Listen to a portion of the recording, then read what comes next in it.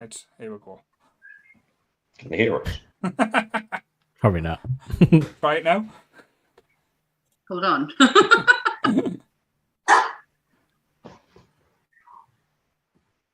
So we're trying. It should be live now, due to technical issues. Can you hear us? Oh, Probably not. Right now? There you are. Kelly's seen I us. mean, I can. Kelly can see us. Cool. I can hear you. Yes. So Cold open There we tonight. are. I can see you now. Yeah. Sorry, back. we're back. And so yes. Do you want to start again there, Sam? Hi, everyone. Welcome to the Nerdy Up North podcast, the nerdy podcast hosted by Northern Nerds. And Don't need to say it again, but yeah. I'm Sam. And I'm Paul, the other host. Yes, sorry about that, guys. The software has updated, and it took us a little bit by surprise. It wasn't working as well as it normally does, so There was a gremlin in the machine. do apologise for the dead air for a bit. We were talking away having a conversation, so that you didn't hear anything about. Well, yes, welcome Jake and Grant to this week's episode, where we are going to be talking about urban legends. I know Grant's got a sore throat, so once again, thank you for fighting through the pain barrier there. But yes, sorry about that little technical glitch, but this is going to be like a little callback to what we did on the conspiracy episode, where we just talked about our views, what we've heard about, what we know about urban legends, where we feel like urban legends have came from, and just generally have a laugh. So this could be quite boring. It could be quite entertaining. It's going to go somewhere, but yes. So it's going to be all the fun of the show. But yes, It's impossible to be It's gonna boring. be something. Well, before we delve into urban legends, there's one question I need to ask you. Just the one. How you doing? how you doing, guys? How you doing? I really need to change that up a bit. But how you doing? What you been up to? What you watching? How's your week been? I'll let the other two guys go first. How you two guys doing? I mean, just another boring work week for me. But yeah, I get the feeling you guys maybe want to talk about some of that D23 goodness that we've been seeing over the past few days. Sam's always about talking about the D, so yes. She left us open for that one, literally. Yeah, so the D23 announcements, I feel like that's been the biggest thing that's happened this week. Yes, we've been quite excited for this since San Diego Comic-Con, when Marvel kind of teased a little bit of stuff but didn't really give us a lot. And they left a lot of stuff out that we were kind of hoping that we would have got. So we were sitting in anticipation last night when they announced that they were going to be live streaming it to everyone. But they fucking lied to us, didn't they? The little bastards. Fucking Marvel, liars. Yeah, we're watching the live stream about This Is So Raven and all these Disney TV shows going, we don't give a fuck about this. I give a fuck about that, so Raven. It's a good show. But yes, so my big exciting points were, like say, the Mandalorian's trailer looks absolutely like it's going to go into interesting takes, and older on, like say, with this the Star Wars, that one has so much Rogue One vibes to it. The Andor thing. Andor, sorry, that was it. Yeah, sorry. Yeah. Oh yeah, I think it's all the same team, isn't it? And obviously it's the same character, but I think it's like them getting to do a little prequel of their own movie. So yeah, that's gonna be good. I was really excited by like that Star Wars story, like Jedi stories thing. Yes, me too. I was just trying to look for the picture of it because I couldn't remember the name. But it's from it's obviously stories from Clone Wars and it's got Dooku's story in there. Like, yeah, young Dooku when he was like Qui-Gon's master and stuff like that. We'll be able to see what made him like leave the Jedi Order. I'm excited for that. I am incredibly sorry for the dog fight behind us. Having another recreation of place your bets, folks. Who's going to have the dog-related bite first? But yes, I'm really sorry. We did get some juicy night announcements the night before as well. Like the trailer for Hocus Pocus 2 looks absolutely phenomenal. Gal Gadot as the evil queen in Snow White is perfect casting, which I'm going to live for. Mufasa has been announced. Inside Out 2. Disney's really going hard with these sequels, it seems, and prequels coming forward. But like I say, with Marvel, like I say, with great responsibility comes great disappointments, it seems. The tease. Oh, there was only one big disappointment. The rest of it was pretty cool. Yeah, but like I said, the big one that we were all waiting for, the Fantastic Four, and they were like, "Yeah, here's the Fantastic Four. Here's the director. I'm not going to tell you anything about the cast." That's it. That's it. That's it. That's all you get is the director, and I still don't have a fucking clue who he is. No. I mean, a lot of those like insufferable movie fans love talking about directors, so like they'll eat that up. Like I was really disappointed in the Secret Wars trailer. So I was like, Oh, really? well, yeah, I was like, all right, so yeah, Nick Fury's just running around being told he's wrong about stuff, like that's normal. I don't know. This didn't show enough, and I feel like they've been like building it up for so long. I was like, all right, where's the soups? Yeah, it'll be interesting to how they do it, because obviously Nick Fury has a relationship with the Skrulls. Mm-hmm. You know, and it would be it's interesting to see how they're gonna adapt that. The biggest one for me was oh gosh, I mean mine's gone completely blank now. The werewolf one. Werewolf by Night. Yes, with the, Which is the first appearance of Man Thing as well. Man Thing, yeah. It's an incredibly stupid title, though. I know, like it's the comics title, but please. I think someone made a joke about it, saying you're not going to get a werewolf by day, are you? So, which is a fair point. But I think they are going very B-movie-esque with it. And I know you would have been all for that, Sam. So Massively. And it's got Dee Dee in from Frasier, his manager. She's also Eve in an X-Files episode of the clone Eves. She is the main one. Her voice is just brilliant. The shrieks that what woman can do is great. Ironheart. I'm so excited for that. Is it Ironheart? Yeah. Yeah, with Riri Williams. I can't wait for that. I didn't catch anything with the Marvels. Oh no, the big one about that. Out at that point. Oh no, but they've announced a return in the Marvels. I'm excited for. Goose. Goose is back. We're getting a Flurgan back in the fold, so I'm hoping to see some action. But again, no Guardians of the Galaxy, no like I say, news on Spider-Man.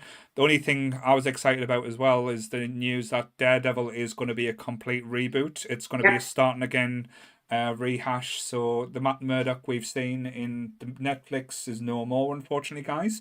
But yeah, I'm all for that. And I'm sorry Grant's had to sit through and listen to us basically wax lyrical about that as well, because he's been very patient. What about you, Grant? Have you watched anything of interest this week? Well, I mean, I've sat and binge watched all of Cobra Kai's new season, which I'm very, very happy with. And I've just been watching Rings of Power on repeat. I shouldn't have started watching this episode. Like, I should have waited until it all came out at the end and then watched it in one go. But I'm just obsessively watching it, and the Peter Jackson movies, waiting for the next one to come out. Oh, Grant, I love it, because I'm waiting until the end, so to hear like your enthusiasm about the programs, like making us like I'm itching to watch it now, but I know I want to wait because I know how impatient I am. So I'm waiting for that to finish in House of Dragon before I start watching them, and then when I go home, I will be watching Cobra Kai. I've got so much to watch when I go home. Yeah, I've been really enjoying Lord of the Rings too. It's got some of that heart that I felt like The Hobbit missed, if that makes sense to fans. And I'm going to sneeze again. I was going to say, move it on before I bring this place down with that, but yeah. Wasn't for me. Sorry. We'll have to leave it at that. So, yes, Sam, we'll get to the main event, the main subject. So, as Sam's suddenly developed a sneeze, and if you want to do your disclaimer there, bless you. Oh, yeah. So everything discussed in tonight's episode is our opinions and our opinions alone. If you want to come and discuss anything from tonight's episode, please come and join us in the Facebook group where we can have an open discussion. What we won't have is anyone coming for us and telling us our opinions are wrong. We can agree to disagree in fandoms. So let's keep it fun, keep it kind, and keep the toxic behaviour out of nerdism. And she's not writing that down anymore, guys. That's I don't all have off her that head. written down anymore. I say that just on my own. Yes. Precious childhood memories being pushed out by this knowledge. Yes, one thing had to go just to replace that. So the main event, like I say, I think this was Jake's. Jake been asking us to do this for quite a while. Like say the Urban Legends one. It basically spun out from the conspiracy podcast because I had like some unused notes because we didn't really get around to like this area too much, if that makes sense. Because we kind of stuck with like real world events and twisted theories on those rather than like we didn't go too much into the fantastical, if that makes sense. Yeah. But yeah, like if anyone hasn't watched the conspiracy one, I think this one will go hand in hand with like the subjects and the aspects that we did talk about. Because Sam's looking confused there. I generally just can't remember what we talked about during it. I cannot well, remember the conspiracy. I watched it again just to make sure I didn't double up on anything. It's a good one. We had fun. We didn't get shut down by the FBI, so I don't think we're hit on anything too on the nose in that one that we're hoping for. Like the channel didn't go off live. We should have planned that at some point for everything just to go off. That'd be cool. But yes, so because I was having a conversation with my wife about this like earlier today, like saying because she always likes to know what even though she doesn't watch the podcast, she likes to know what we're going to be talking about and how the discussion's going to go. So I was we're talking about urban legends, and she's like, well, what consists of an urban legend?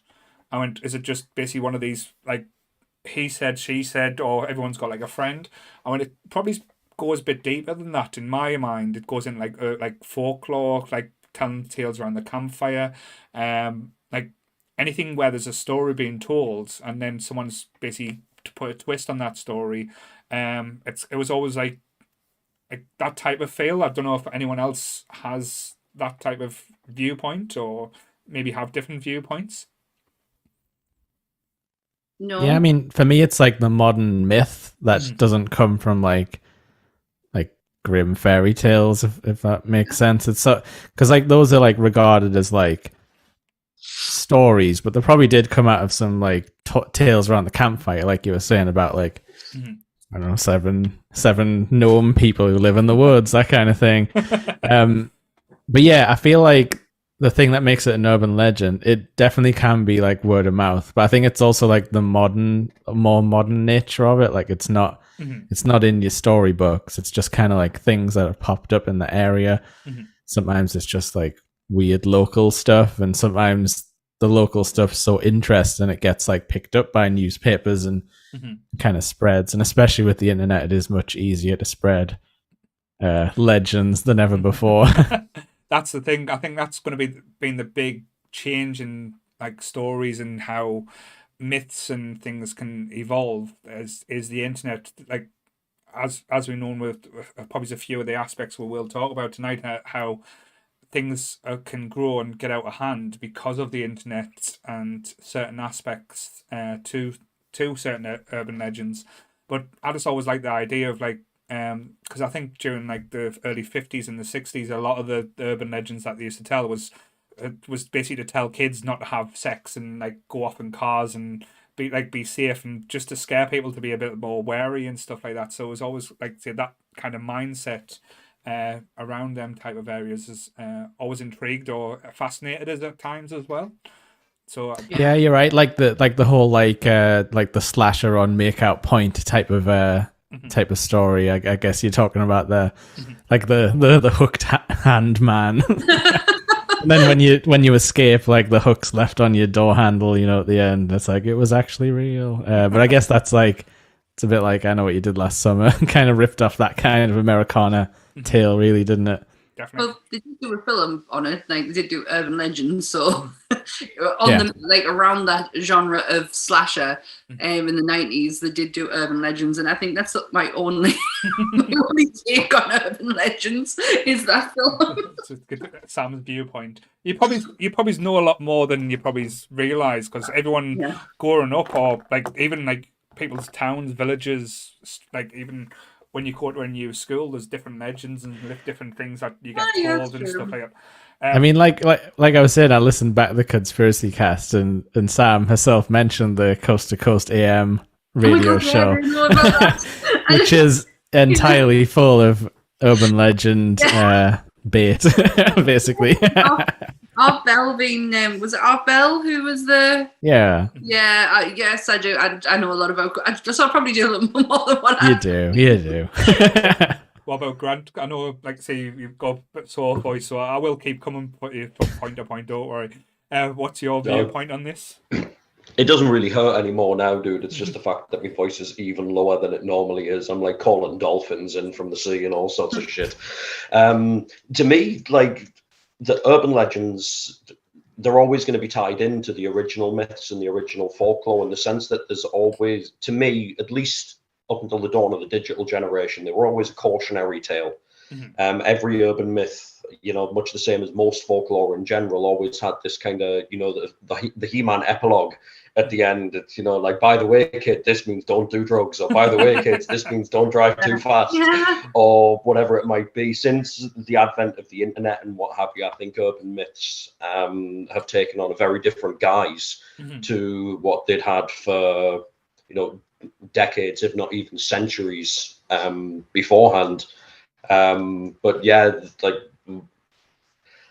the more modern ones almost seem to come out of propaganda, if you will, as opposed to just a tale of caution. There seems to be like a little bit more of an agenda against spreading false information under the guise of fact, in order to get people to do what you want them to do, which is what urban myths were originally. It's tell them a story to scare them so they'll be cautionary and not do the dumb thing that we don't want them to do. Dress it up in something that's more interesting than just saying that. Yeah, absolutely. No, definitely. It's always, as I said, I think as growing up as well, you get told them more when you're kids, and you get told like they start out really innocent enough. Like, don't, like, I think like the basic ones is don't stand on a crack, it'll break your mother's back and stuff like that. Or if you swallow like an apple seed, it'll burrow in your stomach and grow like stalks, and it'll kill you and stuff. Or if you eat chewing gum, it'll attach itself to your organs and kill you and stuff like that.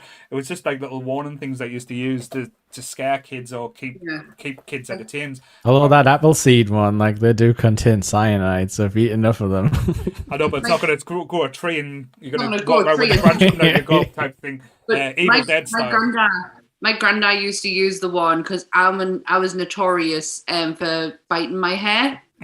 Like, really long hair as a kid, and I was notorious for chomping on my hair. And my granddad used to say, "You do know that, like, there was a kid who used to eat their hair, and when they had to operate on them, and when they operated on them, they found out that there was a hairball the size of a rugby ball inside their stomach, and that's what'll happen to you if you continue eating your hair." I tested that theory. It didn't. It was not true. Live to tell the tale. But that's what I love about these as well, because you will, like, when you're getting like teenage and stuff, you'll always find someone who'll go, my best friend's cousin's last girlfriend's ex-husband happened to this, and it's really a true story. It's always someone that they've heard from, or like saying no one's ever actually known these type of things. I think the big one as well, I think they made a joke about it in Urban Legends, was the pop and candy and cock and coke. Like, say, it would always kill. It would always kill someone if you mix them together and stuff, because fizziness, like, it would make you explode. Would go and, like, say, it was good. Oh no, it really can happen and stuff. But then you again, as you're a kid, because you're a bit like naive, you were always a little bit nervous about doing it. You always wanted to try it. There's always that little bit of like evil inside yourself. You're going, I want to try this to see if it actually happens. But you'll be like, shit, what happens if it is true? It's that type of aspect. I'm pretty sure you would just like basically barf up foam. Yeah. Which might not be nice, but like, you'd be fine. I don't think your face will explode. Like, oh, your cheek. I used to think your cheek would explode. Yeah. Right. And other aspects as well as, I think, like, just to give a big shout out to the chat, because the chat is going crazy at the moment as well. Beth's just mentioned as well, if you're pulling the face and the wind changes, it'll stay like that as well. I think that is always quite an entertaining one. When exactly has anyone ever noticed the wind changing, by the way? Change the direction. The wind changes, your face will stay like that. That was a common one from my grandmother. Definitely. Yeah, I'm sure I heard that one. And the hair one as well, for sure. But yeah, like, I guess like it also like links in really well to like pop culture and movies, because people hear these kind of random stories and then eventually end up making movies out of them where they get to be like, oh, it's real now. Like crusts, eating crusts with your curly hair. Yeah.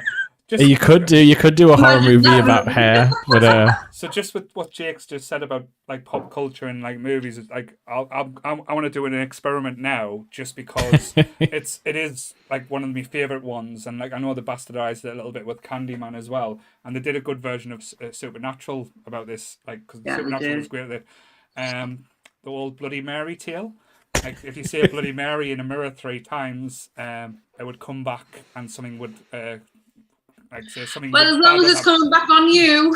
So I might just happen to have like say. It could happen in any of our viewers' house as well, you know. So here's a mirror. So like say it is a proper mirror.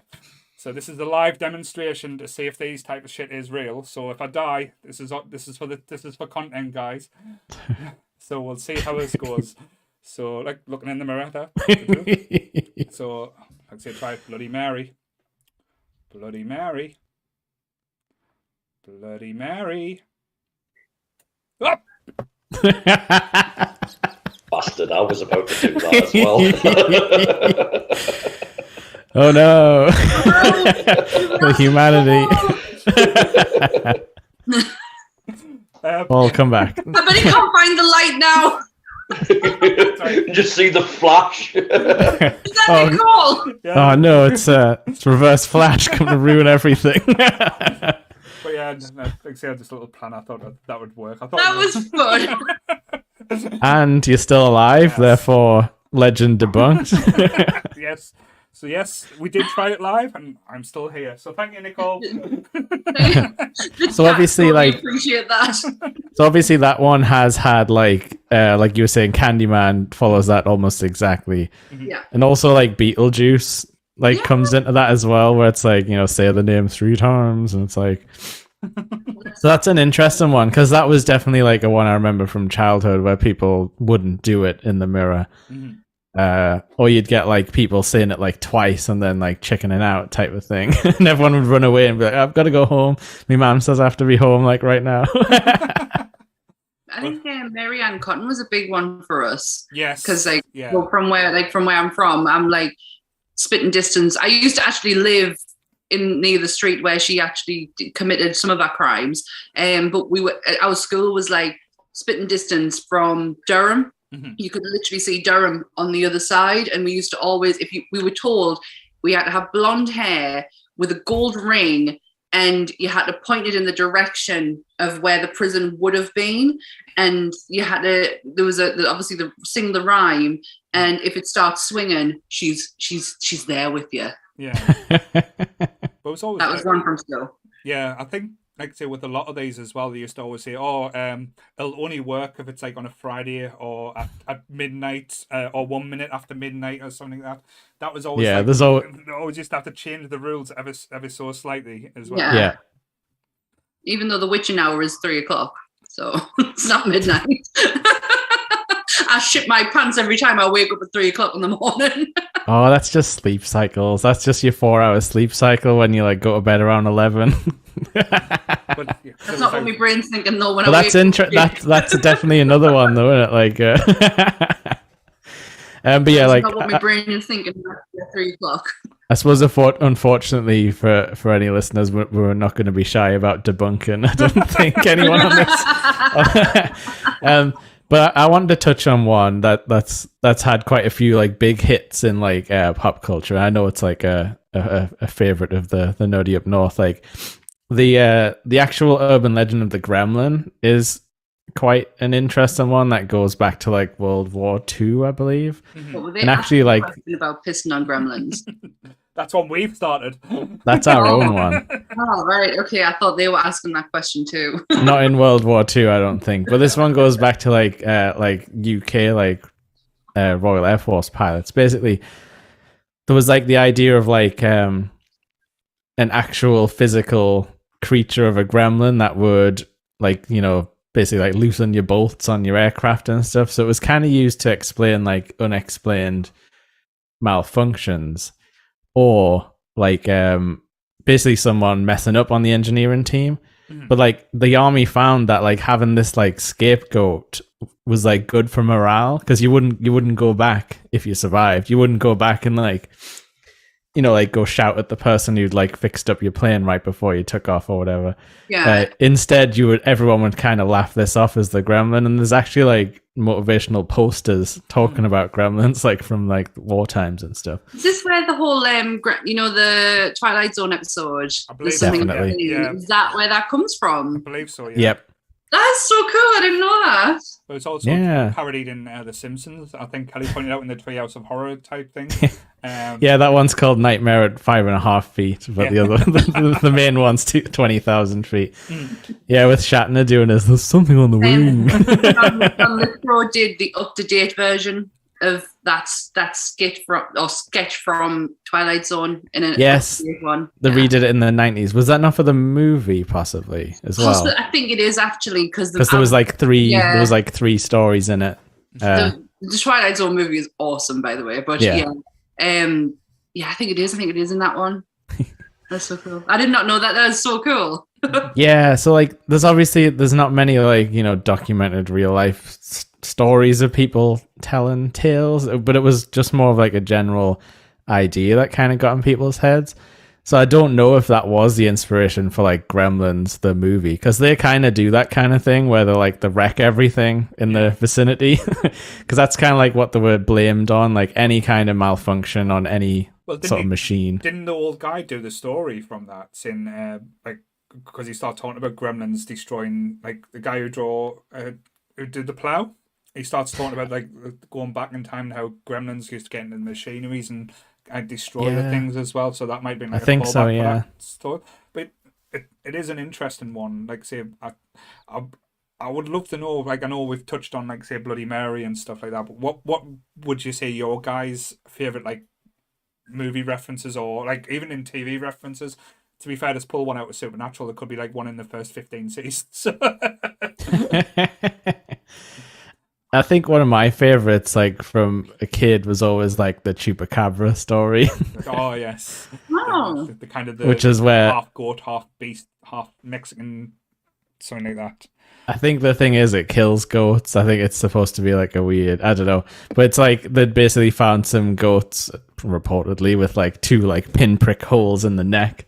Mm-hmm. So they're like, oh, it's like a weird vampire creature's draining the blood out of our livestock.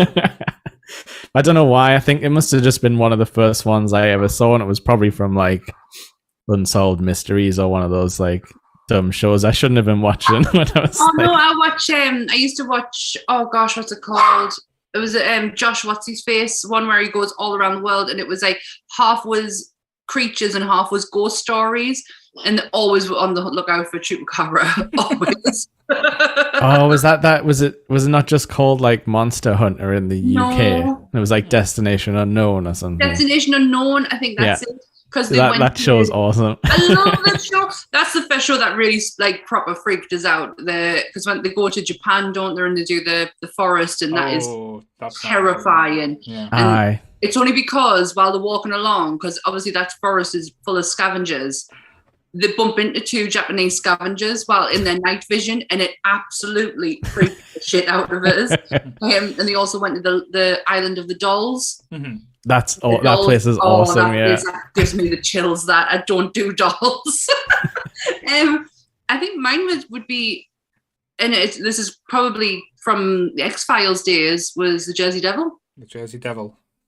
I love the comic book episode. Yeah, because like say the comic book men went in the hunt of it as well, and you got Brian Johnson dressed up as the Jersey Devil. It was absolutely that's hilarious. an image I don't want in my head anymore. Either. Yeah, like I used to like read a website that would like go out on hunts and like update the blog every like every like Wow. few days or like every week or something.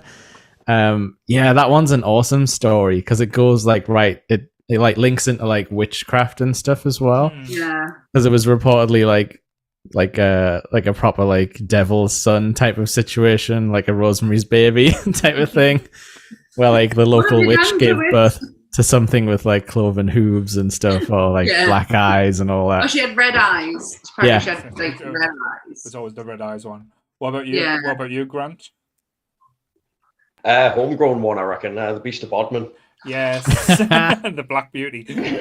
Yeah, somebody's just got a really, really big cat. There's people all over that fucking part of the country that it's the size of a house, and so it devour an entire sheep. It's like, no, you it's just got bad dangerous. eyes. You just need glasses. Yeah, I think with that one, it was always like going to live on the notoriety of like the Sherlock Holmes, the Hound of the Baskervilles. It just basically touched on that and like ran with it. But I remember reading or watching TV shows about that as a kid and being fascinated and just seeing these blurry black things. It was clearly just some guy with a black sheep walking around I'm a cat. It's like could be like an extra from Red Dwarf or something like that. But that is one thing that links like probably everything we're going to talk about tonight together. Is that why is all the footage blurry? Yeah. Why don't we have clear cut pictures? I mean, look at the pictures of Loch Ness. Mhm. That is just not a clear cut picture. The only one that's kind of clear cut for me is Bigfoot. Bigfoot. Well, it's not even clear. It looks like Grant Well, I on a mean- good day. Yeah, we did sort of touch on this on the conspiracies cast actually, but the Bigfoot footage is weird, and those guys maintain to this day, or I think there might only be one left, that it was all true. That Loch Ness is an interesting one though, because like totally been proven fake, like in sort of recent history, which is like just that photo, I guess, was like a definite hoax, like the famous like neck photo. Looks like a sock. I guess. Yeah, some dude just built it. Looks and like it was- someone has like a sock puppet yeah. and like put their hand like just out of focus and then like put a lake around it. Yeah. Yeah. So I think it was basically for like he just wanted to like get in a newspaper basically and friggin' made history. Who would have thought? And they used the excuse like underground tunnels and stuff like that. That's why they couldn't scan it as well and stuff. Or the hollow earth theory. Yeah, oh God. We'll come back to King Kong's hometown soon, but Well, with the locks, it's not so much the underground tunnels, it's the fact that you've got that line that runs right up the west coast of Scotland, where you do have an unbroken passage of water that runs right from the north coast right down to where Fort William is. The entire loch that runs up that bit of Scotland is salt water. It's not fresh water because it runs straight from the sea to the sea. Obviously, you get freshwater runoff, but I remember reading about the Loch Ness one and them theorizing that the monster isn't just confined to Loch Ness; it's just where it's been seen, and that it actually swims the length and breadth of Scotland, which is why nobody can ever find it. I mean, it's likely all shit, really, isn't it? But I love your conviction right up until that point. Like, you could have totally turned me around and be like, "Oh my God, Grant, you're so right." I think what I'm saying is there's some base in the theory that had like a basis in science, if you will. It's like not like it's just a pond with a dinosaur in it. You know, it's one of the few where it would have the space to move without being detected if it so happened to move at exactly the right time. Yeah. I think there's any like big body of water as well that humans live by always has like a lake monster associated with it. Like you see it all over the world.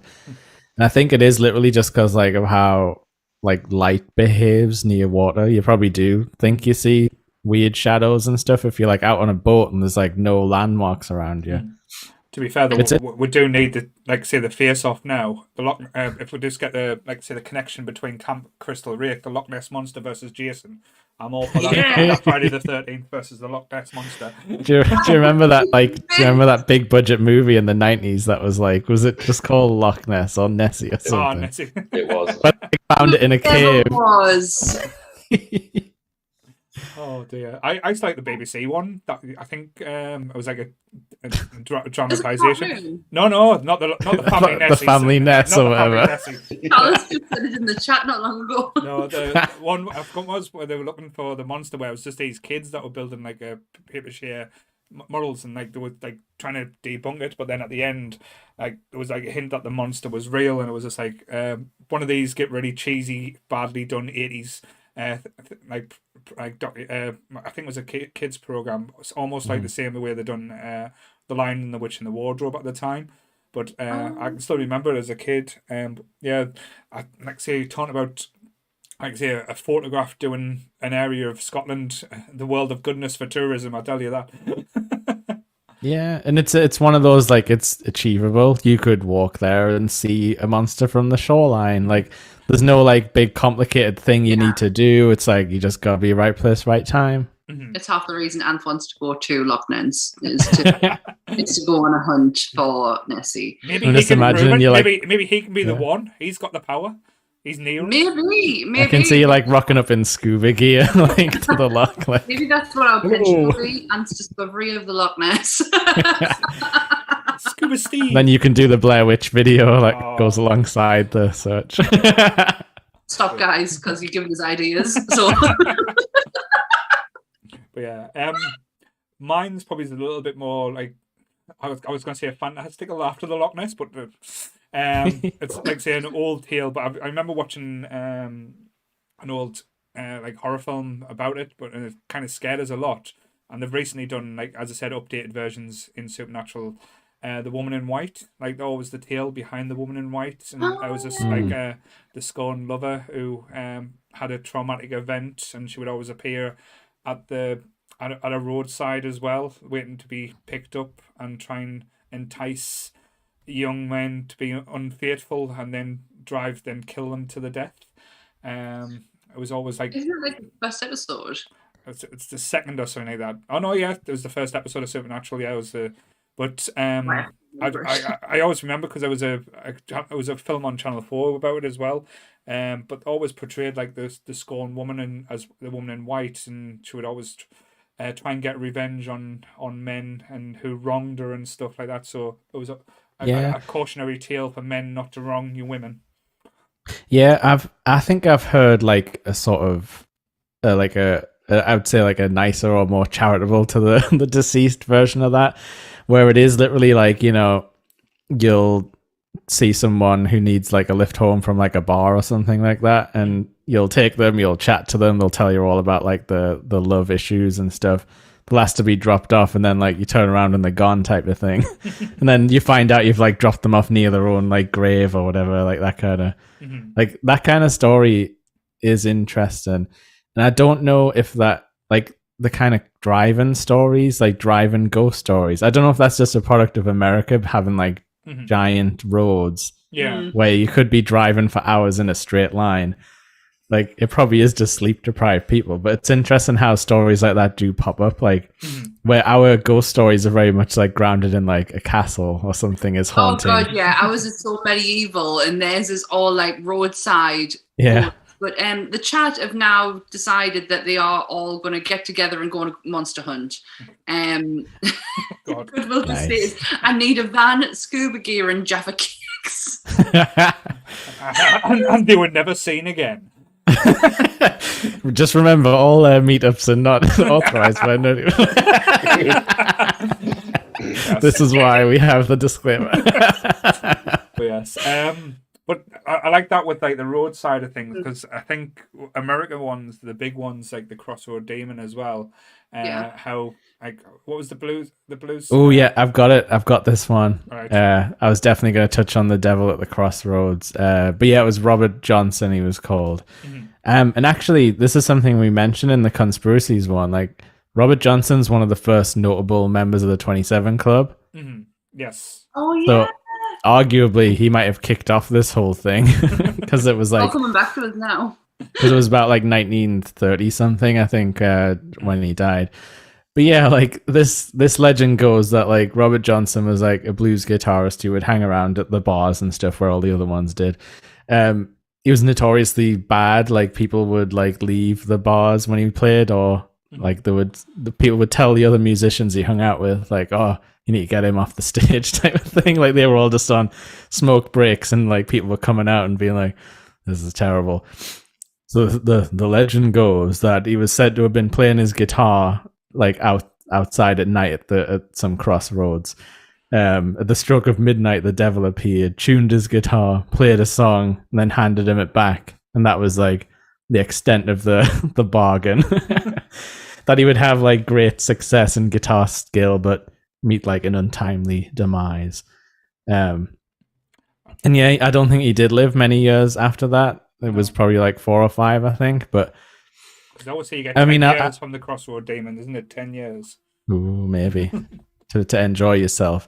But I mean, I listened to his music and it's interesting. I'm not obviously a blues expert, but he did seem to be like he was basically playing the parts of an entire band. So back in the day, like if you were doing that on your acoustic guitar, people probably did think it was like unnatural talent and stuff. We didn't really get famous until like the 1960s when they reissued some of his stuff. So that part's a bit weird. Do you think if he was like magically talented, that would like cross over into like worldwide fame as part of the magical deal, so we could enjoy it at the time? I think it's just a factor of like he wrote a lot of songs as well about like he's got songs called like The Devil in Me or something like along those lines, and he used to sing about like dark subject material. So I think it's probably just a bit of that. Like he wrote his own legend, if that makes sense. It's probably just spotty record keeping. It's good, like as you said, because I think like that was probably the big notable one when it first started when it comes to like famous people like trying to go into this. As you said, with the 27 Club, all these big like acts and big talents that kind of passed away, and like they've left like huge like legacies behind when they're only here for such a short space of time as well. Like if you like, I think what was it? Jimi Hendrix was one, wasn't it? Kurt Cobain, Amy Winehouse, Jim Morrison, Jim Morrison, yeah. Kirk is one. Kurt Cobain. Her at the Mamas and Papas as well. Yeah. Oh, what's her name? Mama Cass. Mama Cass. Yeah. And I guess like it usually is people who are perceived to be like pioneers in the time or like starting something new. So, I mean, like say what you will about Amy Winehouse, that it was well publicized, like, you know, that she was like drinking a lot and taking drugs and stuff. But like she totally did like pioneer, like brought back a style, but like people emulated it for like years afterwards. So oh god, yeah. Say what you will, it was a similar situation where it was like a musical movement that happened out of them. Yeah, it is. Look at Janis Joplin. Look at Mama Cass. Mama Cass did not die from eating a ham sandwich as well. Okay. I hadn't heard that legend. Yeah, apparently the rumor is that she died eating a ham sandwich. She choked on a ham sandwich. She did not. She had major health issues. To be fair though, but Elvis did die eating a burger on the toilet, so he didn't. Or is he an alien? He got called back home. He was incredibly constipated. Sorry, I know a lot about Elvis because I've jumped on the Elvis. Just watch that movie. We'll not talk about his taste in women, but we'll leave there. Yeah, we'll not go down that road. Not today. But yeah, like I think with a lot of urban legends as well, there's been a few big TV shows and movies like based off it that's done well. Like I think The X-Files was probably one of the big starters ones as well, just because, as I said, they used to do the Monster of the Week as well, but they used to do base a lot of the like stuff on urban legends as well, like spontaneous combustion as well was one of the big X-Files episodes that scared us, and that was the one that used to, like, if it was possibility, if it was real and stuff like that. I don't know why it scared us as a kid, but it used to like fascinate us, but actually terrify us, like reading about these people that supposedly just sitting in a chair and like just catch some flames because the inner workings in the body's got to thing. But I think like say, as I said, X-Files was probably one of the big shows at the time that capitalized on like say like not just urban legends like the conspiracy theories and aliens and everything, but a lot of the aspects they use, I think a lot of people forget about all the different like little hints and tropes that the X-Files give us. Like we wouldn't have 15 seasons of Supernatural if it wasn't for the X-Files doing what it did at the time. That's true. 100% true. The chat mentioned one that I wouldn't have thought of on my own. So I'm not taking any credit for this, but the Mothman. I never used to get the Mothman premises. I didn't until I watched the Richard Gere film. That's a good movie. Can we talk about Richard Gere? That did come up in one of the chats. Armageddon!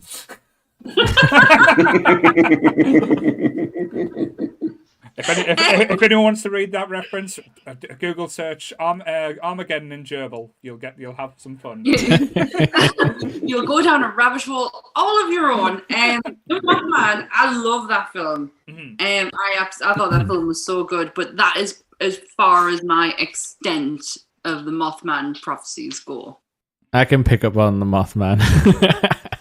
He's to be honest with you, Mothman's became like one of the more popular like imagery ones. Because like if anyone doesn't know it, like it literally is like either a giant bird person or a giant moth person. But like the telltale signs are like, you know, like massive wingspan, giant red eyes type of thing. But yeah, it's that one's from about like we're kind of going in like chronological order here. Point Pleasant in West Virginia, 1966. The story it links back to what Paul was saying. It's a story of like teens driving around in places they shouldn't be. In this case, it's there's an old like World War II munitions plant that was like decommissioned. So apparently like two couples were in this car driving around where basically the first thing they saw was like a large creature with big wings standing in the middle of the road, and said it was about like, you know, 8 foot tall, 10-foot wingspan, glowing red eyes. They immediately like tried to drive away because I mean there's a lot of like we're saying about the car stories, it's a lot of like drove here, saw this, and then immediately tried to get the hell out of there.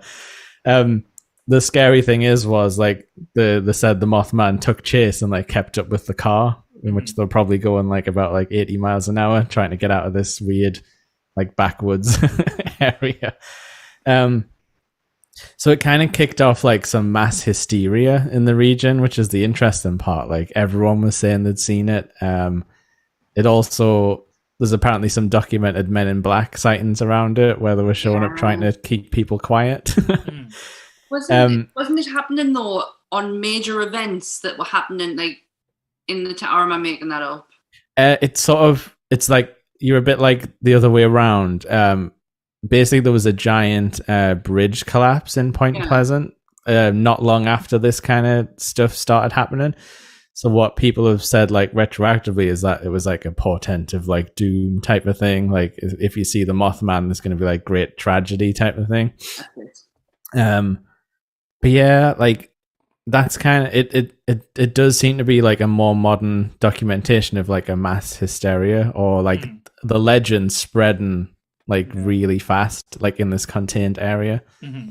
And then obviously they made a pretty decent movie out of it. Yeah, not bad, isn't it? I don't mind it. I like it, yeah. Since I've seen it, but I don't mind it at all. I haven't heard anything. Like as I said, I've heard of Mothman, and what was the film? The Mothman Prophecies or something. Yeah.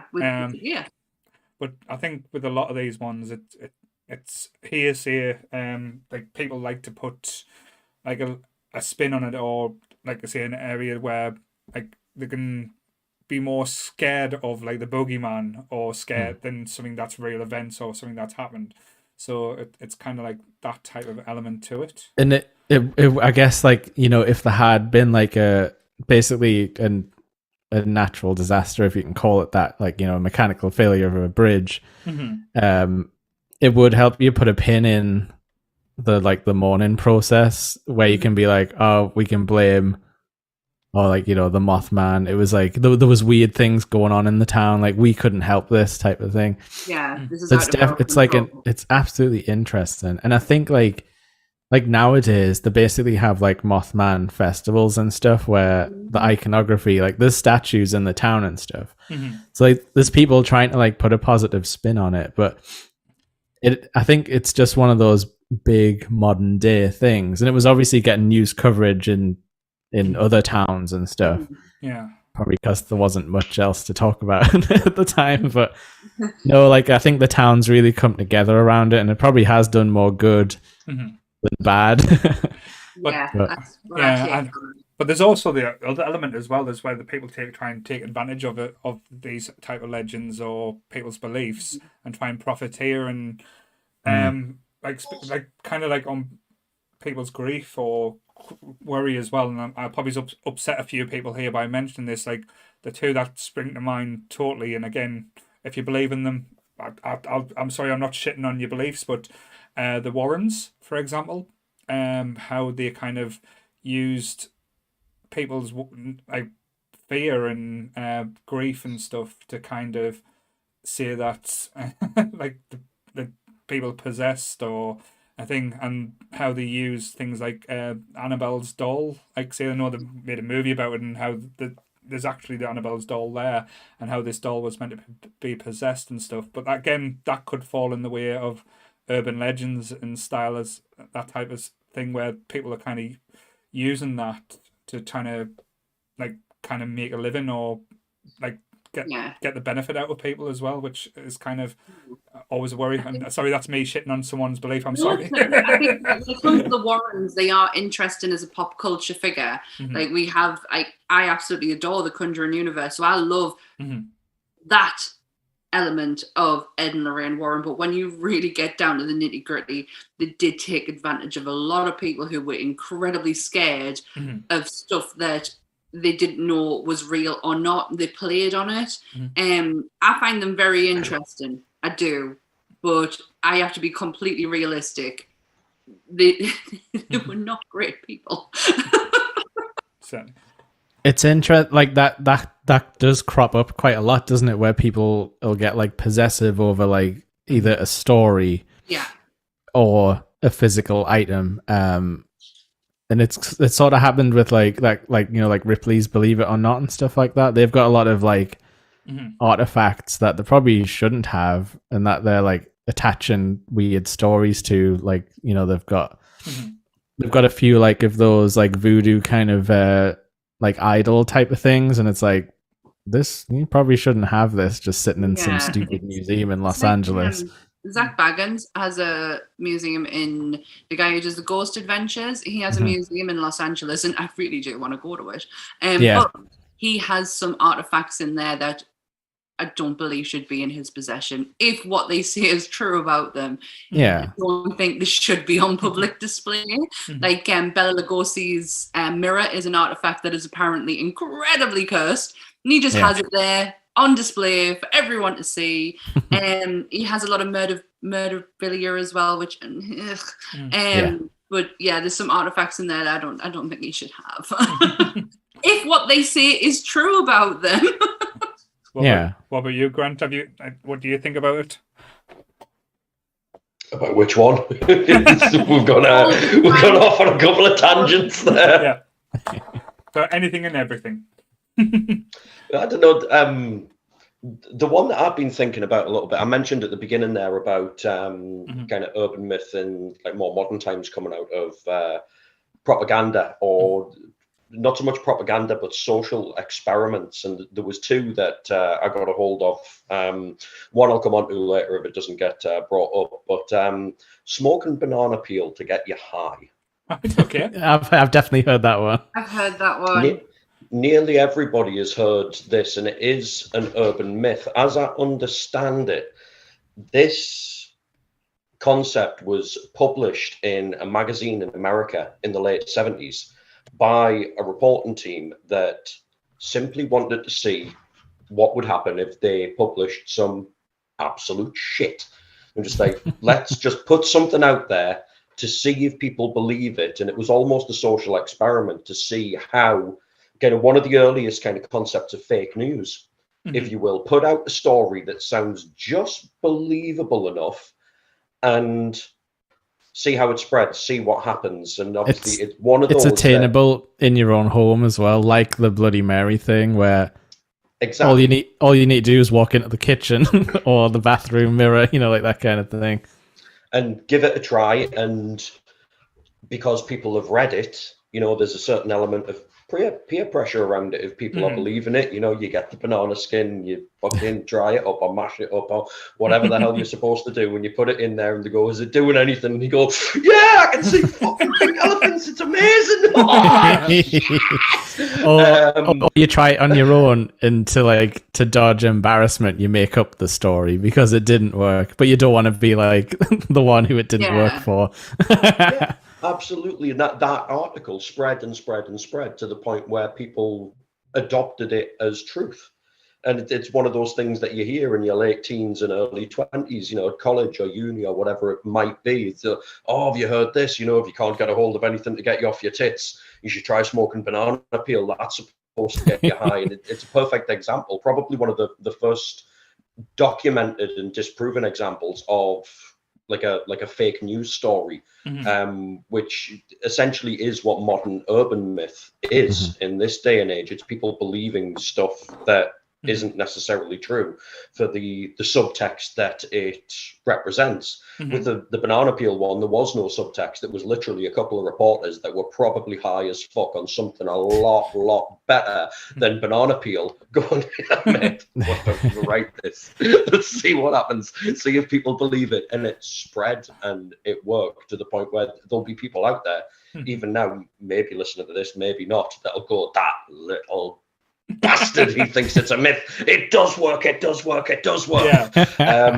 Tried it. But that's always the all he is. If you're out there right now, go and get a banana and smoke it. Not even the skin, just try and light a banana, because if you get it to take, you're gonna get baked, mate. Honestly.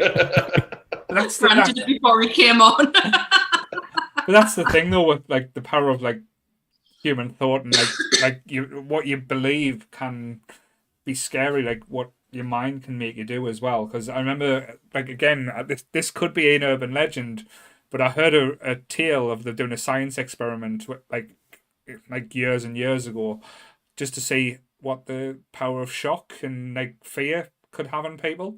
So what they did is they filmed this room full of steam. They brought this person into the room, filmed the bath with boiling water, took the person out of the room, emptied the bath and filled it with cold water, but kept the steam in the room. And what they did is apparently they pushed the person in, and the shock, and he believed it was that hot, caused him to have burns, 3rd-degree burns on his skin.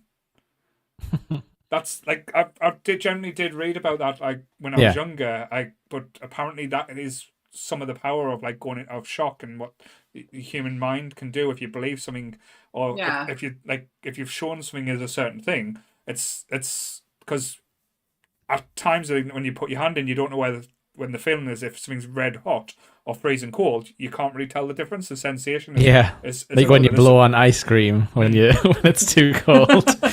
I do that all the time. Yeah, no, that is there is a legit medical condition where you can manifest real symptoms, and it can be anything ranging from mild stuff to getting a cough or a sore throat or something, or stuff you can manifest an epileptic fit if you think your legs don't work, they technically stop working as far as your brain's concerned. I don't know if it could create skin irritation, but I mean all the chemicals are probably in the body, technically it could probably happen. It probably links back to your spontaneous combustion theory as well, that kind of thing. It's interesting. But yeah, that whole the dark experiment thing, that's its own sort of urban legend, really, isn't it? The whole oh well, the army did this thing and they kept people awake for 72 hours, and then when they came back they'd all murdered each other. It was the Russian sleep experiment. That was quite a popular one on the internet, that spread from just a creepy image of that will look like a guy with no skin on his face type of thing.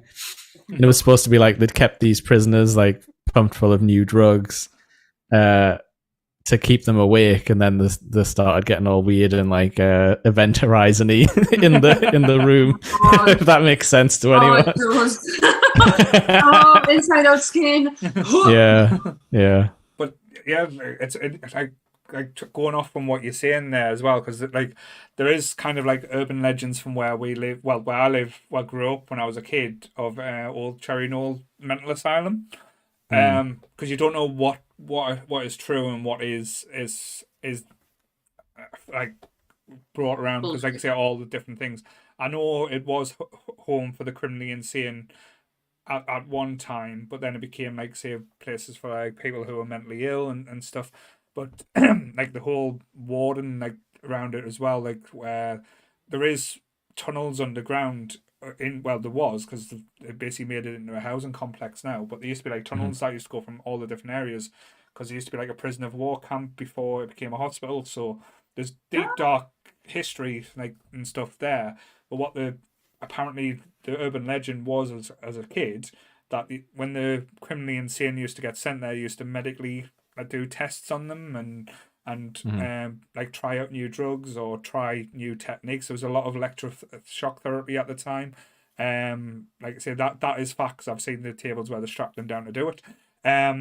But if they passed away, because with them being like rapists, murderers, not like the worst of the worst, the family didn't want anything done, so they used to bury the bodies underneath like the hospital. So apparently there's tunnels filled with dead patients and stuff all around in Cherry Knoll, which again was probably bullshit. But as a kid, as a teenager as well, you were just always trying to find that little way in, because I was constantly a little bastard back in the day. I was always breaking into Cherry Knoll, and like some of the things you saw when you went inside there was just absolutely mesmerizing. There was doorways and stuff, and there was always things locked down.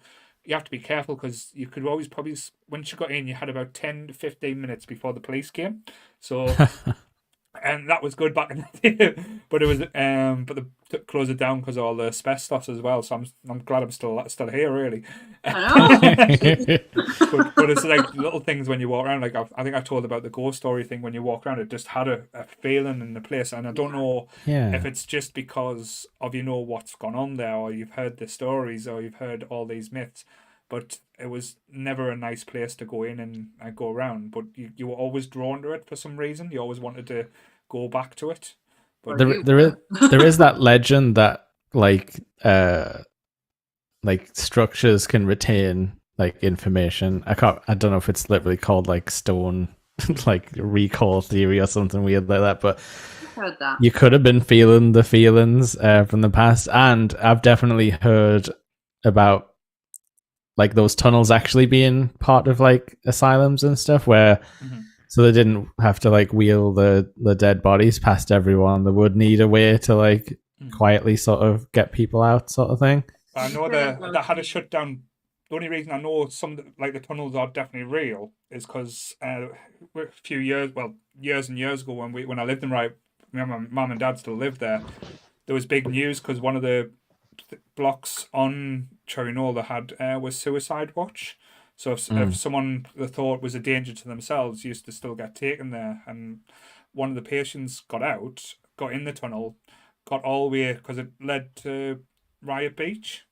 For some reason, I don't know why, but there's one of the tunnels led to Riot Beach, and he got through the tunnel, and jumped off the cliffs at Riot Beach.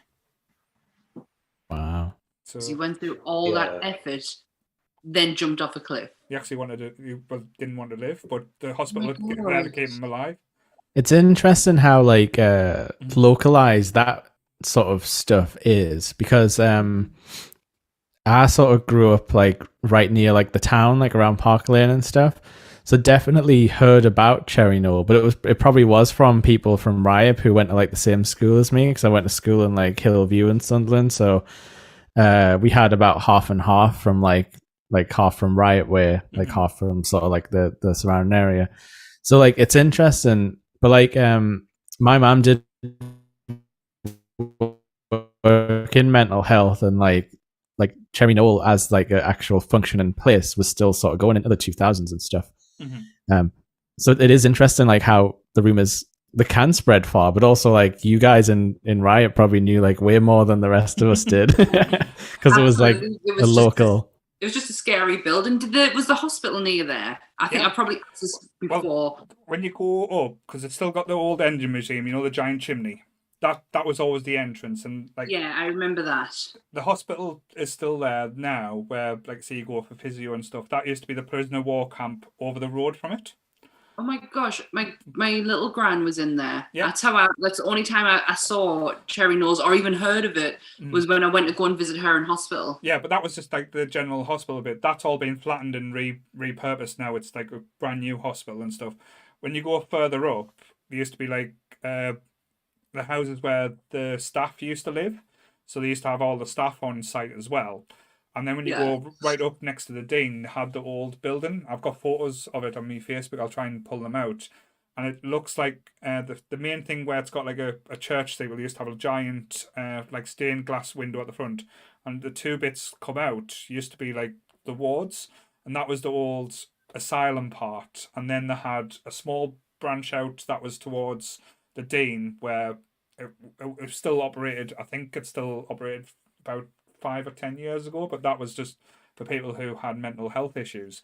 And then, like say, going on, it had little bits all over. So, like as a like a place to visit, it was eerily beautiful because it was surrounded by all this grass, greenery, trees, and like areas where it was just like a kids' playground, because like you could climb trees and like go in an asylum, which is mental.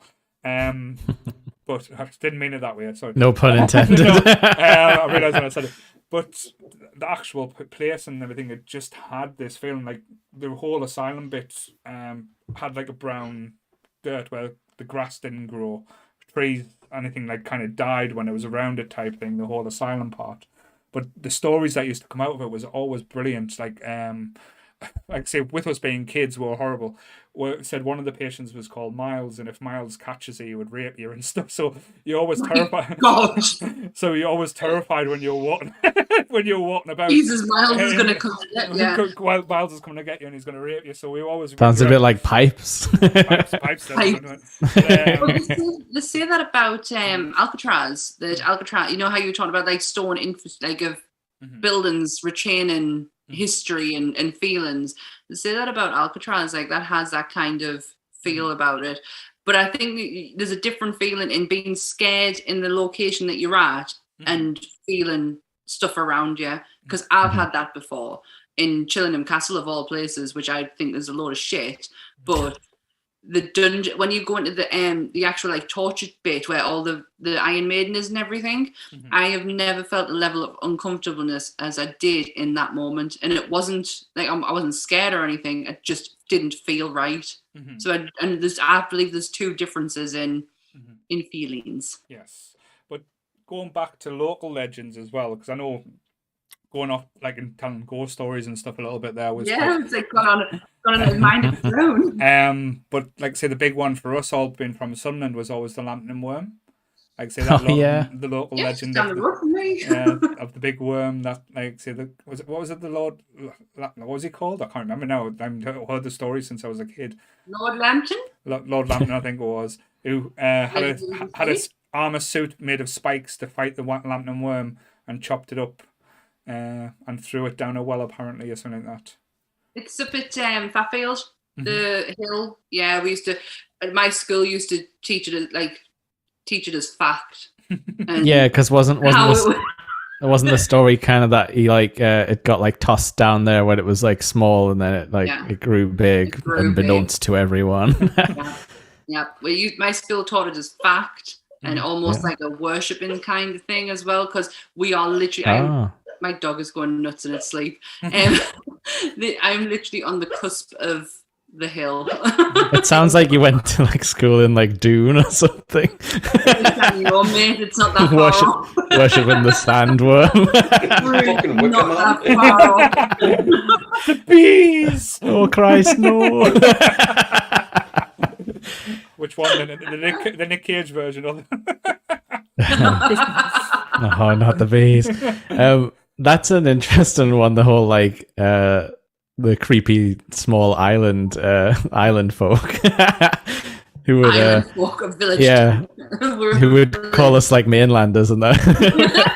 But that's probably true, to be fair. I heard this nuts one about the Isle of Wight where I'm gonna kick myself because I can't remember like what it was called or whatever. But it was basically the story of this kid who found this weird like clown man out in the woods, and everyone says it's like an alien contact story. And yes, it sounds creepy as fuck, but apparently nothing happened to the kid. But it was just this weird, like, I guess people have described it almost as, like an old 1950s like robot toy sort of looking guy, or a weird spaceman. So that's the kind of stuff that goes on the Isle of Wight, apparently.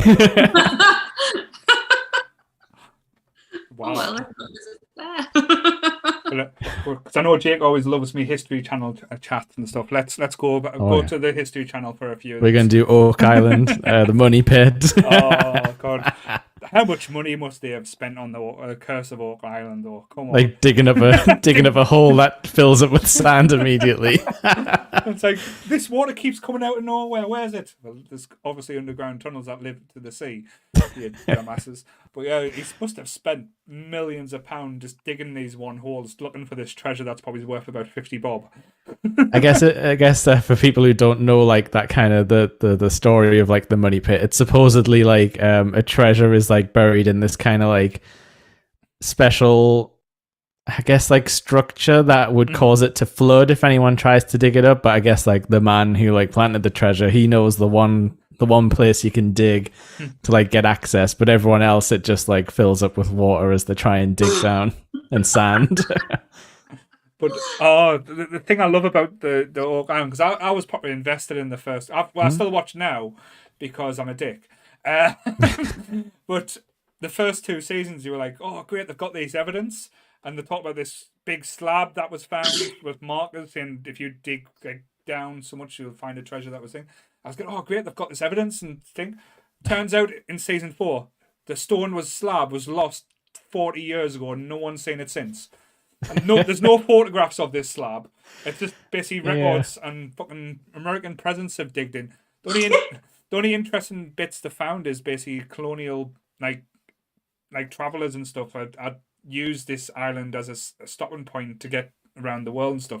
So there is evidence that people have been there and built like ships and docks and stuff, but it's just like 10 seasons, so 10 years worth of digging, and they found fuck all. It's like that. It's like that. That asylum. Did you ever see it in America where Geraldo was going into? Was it Al Capone's vault? Yeah, vault, and they did this whole massive special on it to open it, and there was fuck all in there. There was like an empty bottle of whiskey or something on the table. Oh, and like, Geraldo. It's like, yeah, I guess Al Capone shifted all of his important stuff like before or during. Yes. Hey, that's so funny. But, thank you, chat, for saying bless me for sneezing. But yeah, like I said, because the History Channel does do these weird and wacky shows, like the Curse of Oak Island. I think it's branched out now because it's kind of losing its thing. So they're doing like the world's most treasure hunters. So the Laguna brothers, like the two brothers who like multi-millionaires and stuff like that. That I think they've got the money off oil and gas, so they've got money to spend. Are just going around like trying to do modern day treasure hunts with people and stuff, like to try and find these urban legends of where like these long lost treasures, and nobody ever finds anything. He's making that point very clear in the chat right now. I have never heard of this. This is why like everyone's always like, oh yeah, like all we need is like one cool billionaire to be Batman or like Iron Man. This is why you can't trust billionaires, because they'll just piss the money up on like cowboy treasure that never existed. Digging holes and shit that just doesn't work. But I'll tell you what I found like one of the I keep banging on about it and I've talked about it so many times, but it's so interesting because it's got to be staged, some of the stuff they do, but the Curse of Skinwalker Ranch, because you did bring this one up on the conspiracies cast, like has anything new happened since then? So there has been a new season. Yeah. So but the whole premise, it's all about aliens and like shit like stuff. Now they're talking about possibly portals to different dimensions and stuff like that. That's coming through, but they're doing actual science experiments, and the results, if it's real, is just fucking mind blowing. But it's all about like urban legends. It started off like on Skinwater Ranch as like basically men would turn into like, it was the first ever werewolves from the like the Native Americans and stuff. So that's why they a Wendigo sort of thing. Yeah, so it said it was like cursed. Who's an X-Men? Bring it back to the comic fans. Yes, but it was like cursed land and stuff. But some of the experiments, I know I'll not go into like the previous stuff because they keep saying, "Oh, if you dig in this world, like bad things happen," and like like basically, it's the first show I've watched where you actually see UAPs. So they actually see like unidentified flying objects after they do experiments. But this season has been very entertaining. They were digging in this rock because every time they like try and look in these caves, they don't know where it's going. So they put some smoke to try and see where the smoke would go. Smoke just disappeared inside of the rock of this mountain where it should be coming out. It went inside, so something's pulling it in like airwise. So they're like, all right. So they started digging into it. They found this object that was like a sphere that couldn't get through. And when they pulled the drill, there was metal filings that was only found on meteors. Oh no! So you don't want to touch that thing. No. So that was getting quite entertaining. But I know I'm going off like urban legends. Sorry, guys. But no. This is like directly linked to one I heard. It's called the Bet Sphere, where it's like this family. Like, you know, it's always like a family who's got farmland, anything to do with like aliens. It basically found this like, you know, perfectly spherical metal thing. When you like put it on the ground, it would like roll to certain areas and like stay there type of thing, like unnatural movement. They didn't know if it was mechanical, if it had anything inside. Obviously this was, I'm pretty sure it was like 1800s, so you couldn't be like, oh, we'll X-ray it and all that like crap.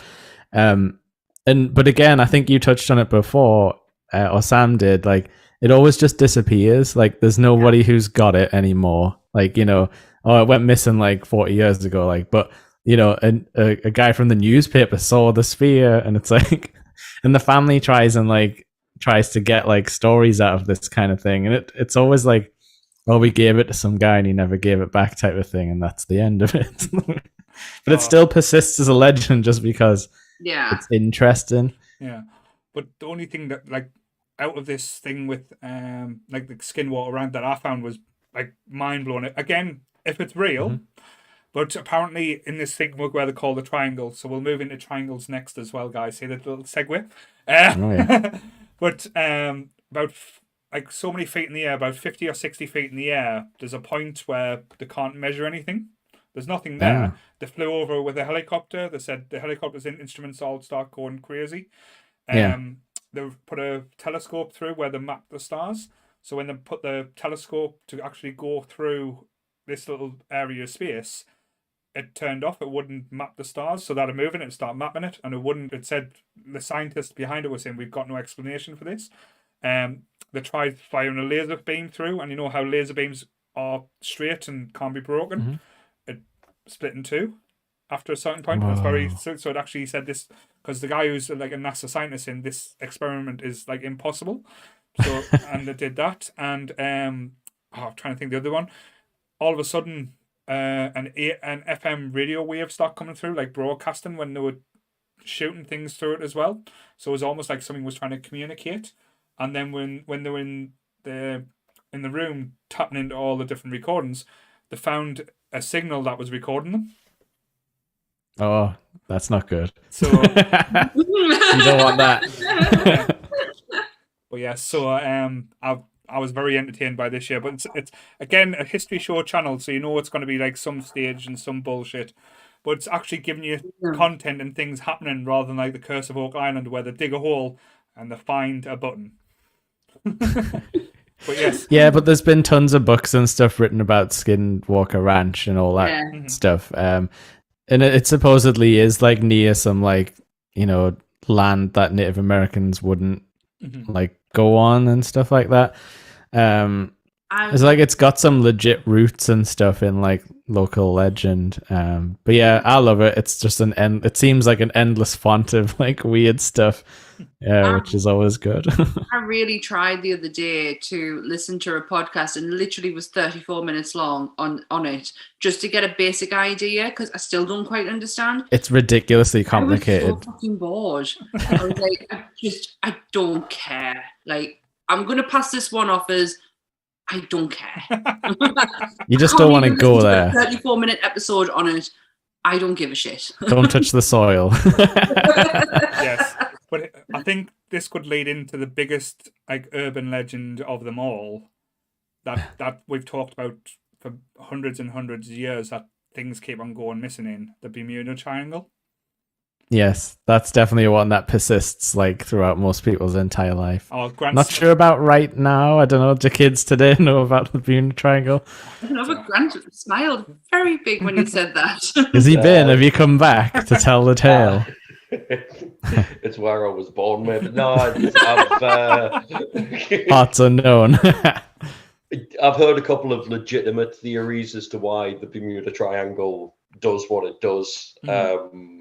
But I'll let you guys go through your theories about aliens and magnets and worlds. No, I'm quite interested now. You've got me attention. Well, as I understand it, it's all to do with the way that the two island chains work. As you come off the bottom of Florida, you've got the Florida Keys to the south, which is pretty much directly due west of Bermuda. And Bermuda would always be a navigational point that people would use when they were crossing the Atlantic. But if you come north a couple of 100 miles, there's another set of islands off the coast of Florida that look like the Florida Keys. And what would happen is when people were coming into the Caribbean, obviously the Caribbean's, if you get it on the right day, it's lovely weather. If you get it on the wrong day, it can be tempestuous, to say the least. You're right in the middle of the hurricane belt. And if people would get thrown off course, be it through naval or through air, long before the days of radar and what have you, when you were literally looking out your plane window to work out where the fuck you were supposed to be, if you got the wrong set of islands that you thought were the Florida Keys, you would, but if you identified them wrongly, you would try to head north in order to find safe places to land, because the bottom of Florida is a swamp. So if you identified the Florida Keys as the Florida Keys and went north, you'd be safe. But if you took this island chain from further up the coast and thought, that's the Florida Keys, I need to fly north, you're flying back or sailing back into the Atlantic. You're kind of coming back on yourself because of the way, America's got Florida and then it curves around a little bit into Georgia before it comes back out in the Virginias. There's like a dent in there. So, like I said, because I'm not a mariner by any stretch of the imagination, so I don't know exactly how it works. But that would be all. I am a secret sailor. Legit. But yeah, that was the relatively physics-based explanation that I had for it. It wasn't the fact that the instruments were off. The fact that the instruments were right and where you thought you were in the sea was absolutely wrong. So you just go flying off into the Atlantic and obviously run out of fuel and crash. Or you'd sail off into the middle Atlantic, you'd end up eating all of your crewmates and becoming a ghost ship and then floating around the Atlantic until somebody found you. Don't look at me like that, Sammy. If you were stuck on it's the cannibalism thing. You know this about Sammy. Cannibalism's okay. It's not grand. It really isn't. Don't knock it till you've tried it. I was going to say she's eaten plenty of people that she just doesn't want to tell us. Oh my God. I certainly have. You started off with talking about the Bermuda Triangle and ready for this whole big conspiracy urban legend thing, and Grant's like, nope, this is how it is. No, I love it. Yeah, but that's the thing though, because as Jake pointed out, you don't really hear many stories about the Bermuda Triangle anymore. No, not now. Because, say, a lot of people now have different mapping systems, more up-to-date guidance things. So people are smarter. So what Grant's saying does actually make sense, but it it blew my mind when I was a kid, like reading about all these different things. People going missing, like going into vortexes, missing time, days. Like there was even ones where they said someone said he flew through a cloud. The cloud changed colour, then he was back in World War One, then flew through another cloud and come back. There was these type of tales that were coming out from back in the day. That's like some Wonder Woman stuff, like kind of scary type thing. And he came out. I always remember as a kid having this book of like mysteries and hauntings because I was a weird child. And I'd had in the middle of the book was about the Bermuda Triangle and them trying to, with diagrams, explain how they could physically disappear. And even as a kid, I was like, fuck off. Do you know, that is not true. a lot of what I've noticed about like legends that get popular, like it often is, there's always this like weird thing of like, oh, is the person telling the story like legit? And what that usually boils down to is like, oh, are they part of like the armed services or like the police? Like if they are, we will say like it's legit. And I'm thinking like it doesn't really mean they're any more legit. Like you hear about like people in the army being like weirdly superstitious and stuff. Like we've already talked about gremlins and stuff, and like, but I think that is it. It's like, oh well, you know, this person is of good stature, therefore they wouldn't be making it up, or there must be something there. Yeah, but it's all about and like Chinese whispers, though. It's the thing, like the story like, evolves as it goes from person to person. So and human memory is bad. like at the end of the day, like your memory isn't what you think it is, but like it doesn't like gaps. It'll fill in gaps, you know, like of knowledge if you're trying to remember something. Yeah.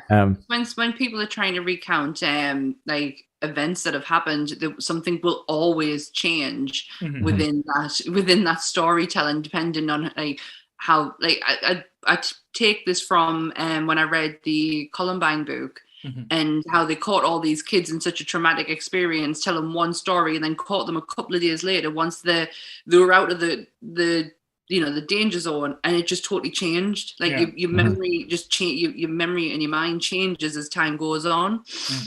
No, it's interesting. Like that's the thing with urban legends and stuff, how it things. But there is also like the urban legends when it comes from like the movie side of things as well, where like on set, like the urban legends, where they come back with like the cursed movie type situation, because there's always the urban legends of like the Superman movies, like anyone who plays Superman or like stars in the movies like that was cursed due to what happened to like Christopher Reeves, like George Reeves, was it George Reeves?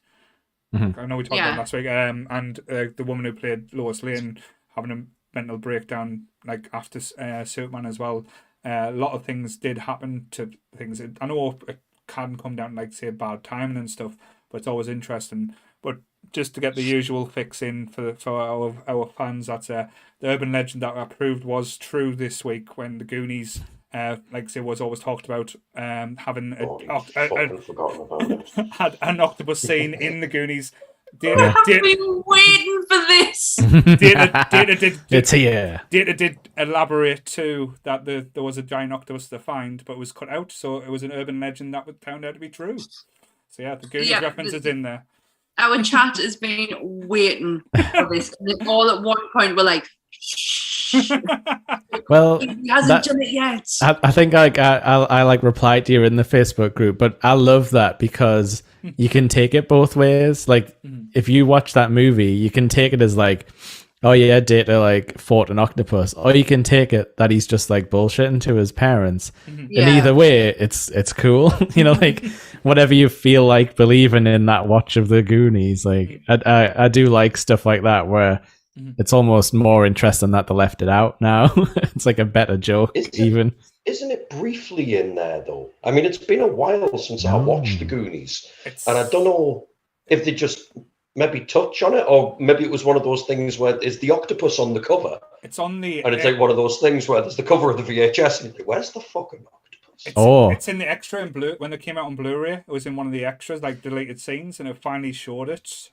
So hang on, Grant. I can segue this really well into the Mandela effect, which might be what you're experiencing right now. Potentially, I've got after they come off the water slide bit, I'm sure there's a tiny little bit. Either somebody gets pulled underwater or somebody goes, "What the fuck was that?" Or there was something No, it's imagery-wise about it that's in there. It's in the deleted scenes bit. That's how it works. Basically, when they come down the slide, they're swimming along, and one of them gets pulled under the water. Then they all have a big battle with the octopus and punch it around, and it's clearly the worst octopus you'll ever see. I've never seen those deleted scenes, man. I've not seen the Goonies. Did Grant grow up in an alternate universe? The actual Goonies that came out. Is that what you're trying to say, Jay? Yeah. So the Mandela effect is something that I feel like is semi-recent in like the internet sort of legend box of stupidity. But basically, it's like there's a few different things. It's called the Mandela effect because Nelson Mandela, it was quite a famous, he was like in prison for 20 years, got out, becomes president. So a lot of people, when they sort of heard something about that, were going like, hang on, like he died in prison. Like I remember seeing the news stories and like they've got vivid memories like of that story having a different ending in their minds. And what people think is like, remember there was all that 2012 like the world is going to end stuff, like the Mayan calendar cuts off. Nostradamus, whatever he's called as well. And there was also it was also the year that they turned on like the Hadron Collider, like the CERN. It was. So people think that the CERN, when they turned that on, they basically like jumped us to another universe. And some people have like this one. Some people have echo. Oh well, do you not think since 2012 nothing's felt quite right? Like everything's weird. The world's gone mad. Well, goodness. But yeah, like so much like my mother there. Sorry. No, that's basically how the thinking goes. It's like, oh well, like all that weird stuff with like Trump and everything, and like all the bad stuff that's been happening since 2012. It still has fucking flat earthers out there these days. So. Yeah. Oh, let's not. I can't with them. But, I have family members like that. I can't. I accidentally like during this, I accidentally stumbled onto like the story that's the basis for like Stranger Things. Mm-hmm. So like kind of like related, there's like this Montauk Air Base thing, which is like in Long Island, and supposedly that's another like they were doing weird government experiments, sort of Area 51 style. But one of those was to like give people like psychic powers basically, and apparently it is where like the Duffer Brothers took inspiration. Because it was like a book that came out in 92 that's reportedly fiction, although they won't admit it's fiction, if that makes sense. But I think the publishers put on the back of the book that it's fiction. But yeah, so apparently there was like, 11 style experiments that had some kind of chair you could be strapped in that would give you like psionic powers and stuff like that. Was that not MK Ultra? Or that's why nobody can remember it, because they were given MK Ultra chemicals so that they couldn't tell the story after the place was shut down and filled with concrete. Ultra was just loads of LSD, man. Yeah, but in that same book they say there was time travel experiments, and so this book was in 92, and they say that they couldn't go any further than 2012, like there was some kind of like wall, there was nothing after it type of thing. The Mayan calendar ended. Yeah. So there's like people have found a lot of like stupid links that they can all put together. I'm sitting here laughing at what's being said, but if it was in a different circumstances, and I'm like, if Anth was telling us, I'd totally fucking believe it. I know, but you're the most gullible person I've ever met. I am so gullible, and I am so impressionable as well. Like, I would totally be taking all this in, but because I know who I'm sitting with, I'm like, hey, we're reputable sources. I mean, I'm not trying to fool anyone here, because like apparently some of this information came from a 4chan poster who said they were one of the CERN scientists. But what it's kind of the way I heard about it. Is like there was this like old like book series called the Berenstain Bears, and like loads of people it was more popular in America, and people will swear up and down that it was called the Berenstain Bears, like Stein, but it's actually Stain. And And a lot of people think that's another split in the timeline. Like, no, that's not the book I saw when I was a kid. Or like Really? how Grant saw a different version of the Goonies. I think I've seen the episode of Community where, like, say they've got rolls of dice and it's like 6 different timelines go on at once. Yeah, like that kind of thing. Like, is this? Are we trying to say this is the dark timeline? This is what the bad things has happened. So I guess, yeah, the one where everything's on fire. There's another timeline where everything's good, so we've got to get to that timeline and kill them and take it over, Rick and Morty style. I mean, that's why it doesn't make sense to me, because like if the scientists turned on the machine and it jumped us, like why would everything just be like shitty? like why would that have happened? Like, so that's why the Goonies lost in the poll. Yeah, I think so. Now. If they hadn't turned, they did turn on the CERN collider again this year. So yes, nothing like, happened. It wasn't that long ago. Did nothing happen then? Didn't they disprove a lot of things that they thought they proved originally? Well, the myth comes from Stephen Hawking said if you discover like the Higgs boson particle, it could unravel the universe type of thing. Don't know me times table, but know all about that.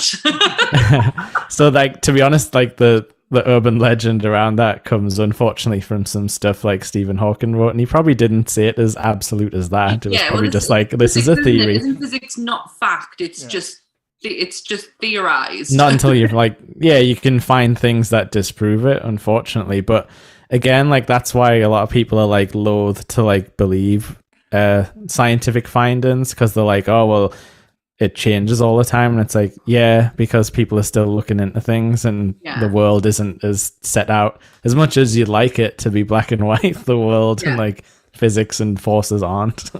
Like I said, I think getting back into like the realms of like what you believe and stuff like that, I know other than Sam, we're not the most like gullible of people, and we don't really fall from any like kind of bullshit, and like we don't like thingy any fools.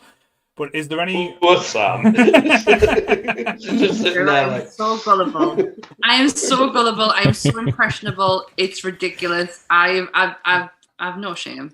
Is there any urban legends that's been told or that you actually believe anyone believes in or all of them wants to believe in?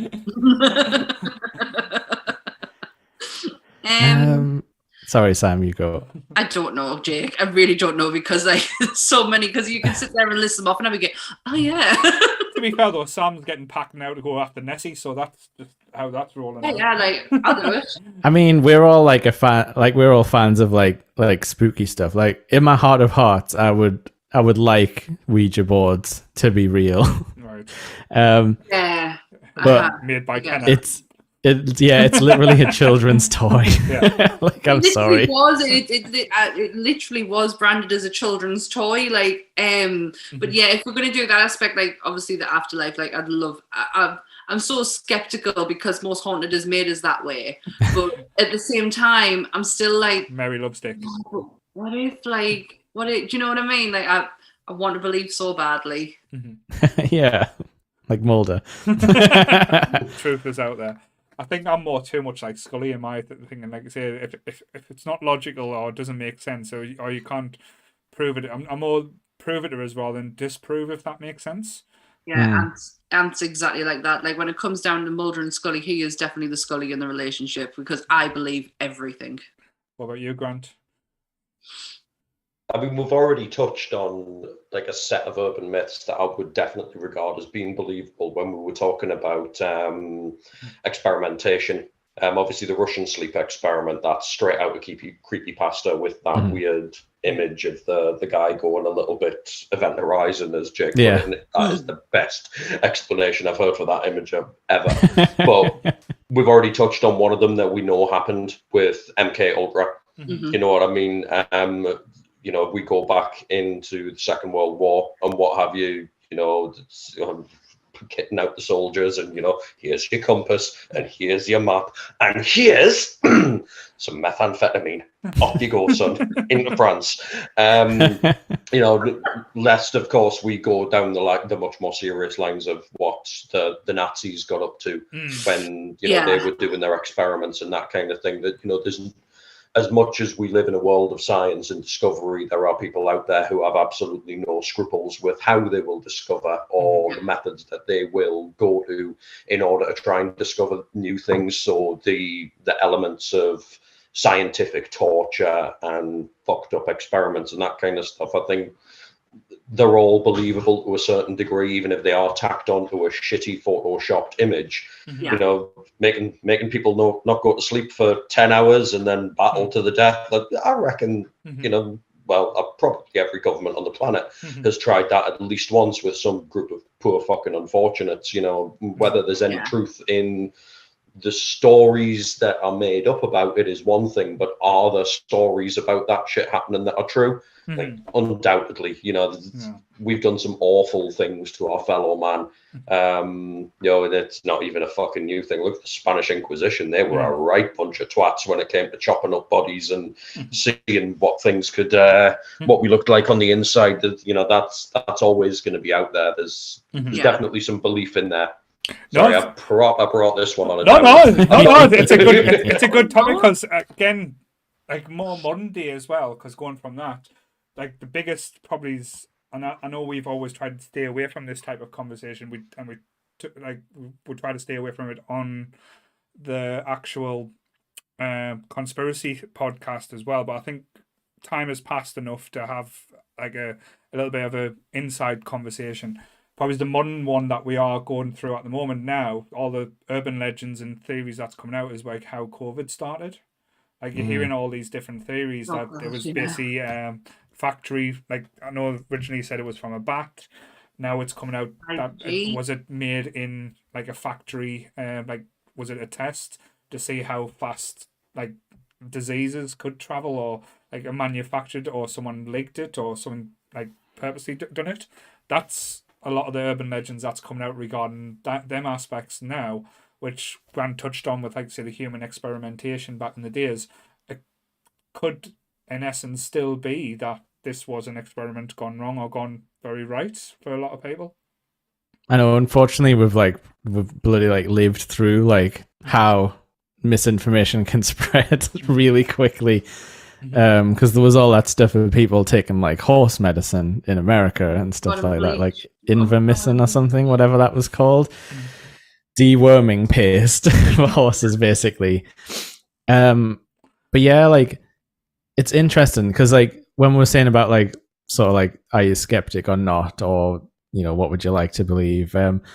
Like I don't see a ton of value in like getting to the bottom of everything because it's not always the most important thing. Like you were saying, like if the technically discovered ghosts exist or whatever, like I don't know if that is as important as like the legend that goes with it and stuff. Yeah. And like there doesn't always have to be someone to blame for every thing that happens, because I think that's what happened with like COVID. People were like, oh, who can we blame? Like at every step of the way it was like, like even when it's like going to the supermarket, like, oh, that's your fault for not wearing a mask, like that like type of thing. Like there was just blame being thrown in every direction. And I've never thought like the pursuit of like who's to blame is ever a good line to go down. No. It should have just been tackled as it was, as it was happening, as opposed to, because even the government put blame on like public for like just fucking existing. Yeah. Like, so yeah, I totally get what you mean. And like it does, like this kind of stuff definitely plays into like government mistrust and like science mistrust, like all of these weird legends where it'll just be like some guy down the pub being like, but did you hear what the real story is behind like this thing? And it does spread because because what it normally does, what a legend normally does is it ties up every loose end like you could possibly think of. It's like it's a perfect explanation for stuff. Like when people are saying like, oh, we've come out of like we're touched on like the World War, like the like experiments the Nazis were doing, and there's stuff about them getting into like the occult and stuff, which is definitely true. And then people will like build the urban legend by saying like, oh, like have you heard of the Nazi bell before? Yes, I've heard of that. Yeah, where it's like supposedly they were like engineering a UFO basically, or what you would call a UFO. Like it's like that's someone like taking like the oh, they were interested in an experiment, and that's them like finishing the story, and then that starts being told. Yeah, because it wraps everything up nicely. Yeah, I think that what leads on to that as well is a lot of the Nazi scientists that were working on them then suddenly became American. So you could say they told the tale over there or something. Yeah, and then working in the American things, and that leads on to, like, say, one of the things I did want to touch on as well, that a lot of the stuff's coming out for is the Area 51 stuff. Area 50, was it 51 or 52? 51, because a lot of stuff got declassified recently, didn't it? Yeah. And it's not as interesting as anybody thought. Yeah, it's not. It doesn't live up to the hype. But wasn't it recent where someone was going to run Area 51 and like do the raid, and he absolutely shit himself because he started a Facebook group. That escalated beyond his control. Wow. Yeah. we did touch on this on the conspiracy cast as well. So don't want to repeat ourselves. Homework, didn't they? But like the internet part of it is like absolutely insane, because I mean we've seen how dangerous it can get.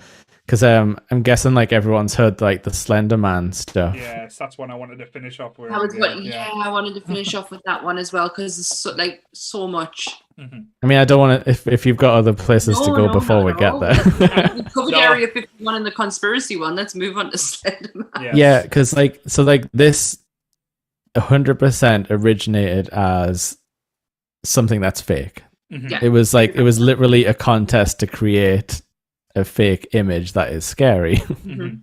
So it's like, if anyone hasn't seen the original image, it's like some possibly like Victorian children on a swing set sort of looking thing, with this like tall white faced like big suit figure, and I think there's some like shadowy tentacles, which has become part of like his power set, if we're gonna turn him into like a slasher villain. Seen him with tentacles, there's been lots of different variations online and stuff. If you search Slender Man, like the images are like they are plentiful.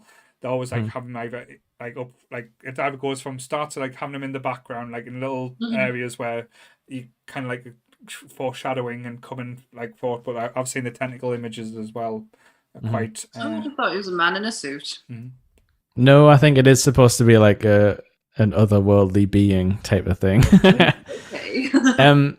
But as like Grant was saying, like the way it's spread is almost like antagonistic, where it's people like what you were saying about the getting high from a banana peel.